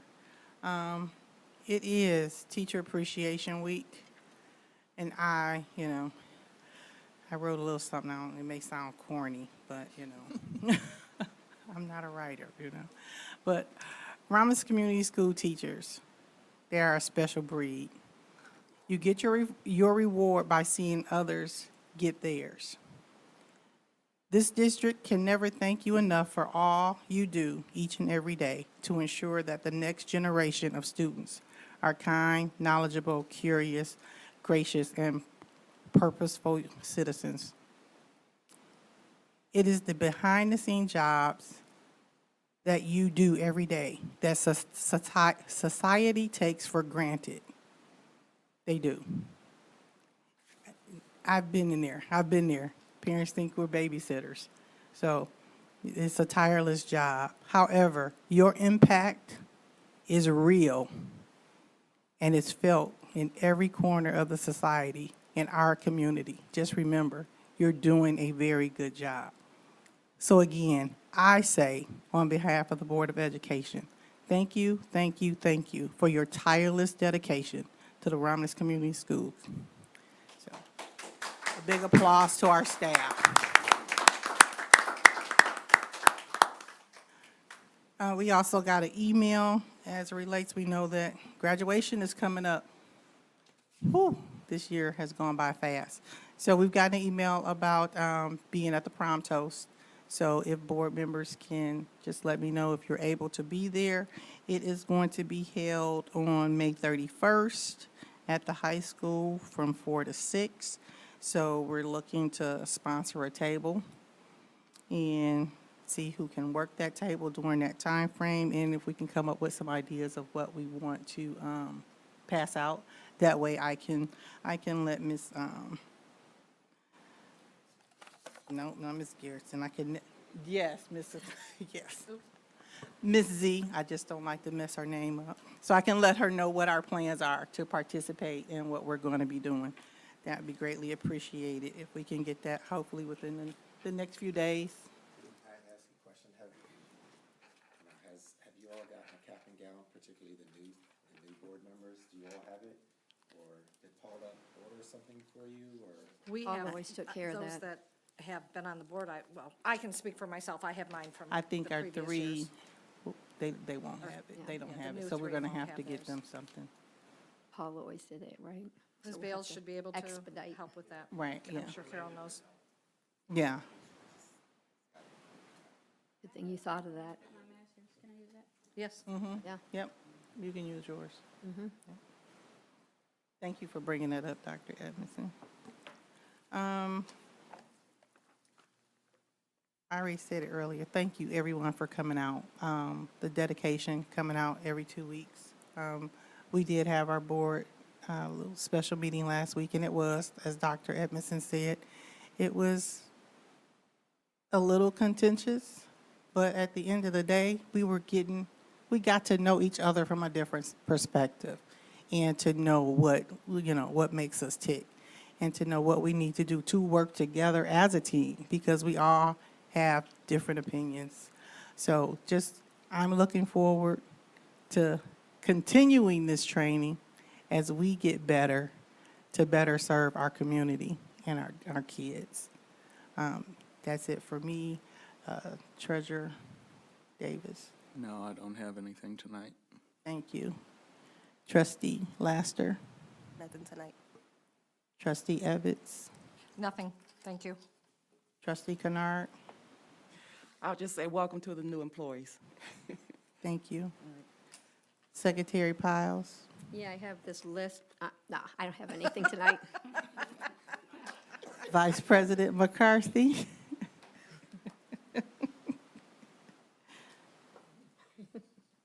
Dr. Edmondson? Okay. Our next item is to go into closed session. Can we have a motion, please? Move that the Board of Education convenes in closed session for the purposes of collective bargaining negotiations update under Section 8C of the OMA. Support. We have a motion by Piles, supported by Davis. Piles, yes. Davis? Yes. Kennard? Yes. McCarthy? Yes. Evans? Yes. Laster? Yes. Wester? Yes. We're in closed session at 9:12. Where are we meeting?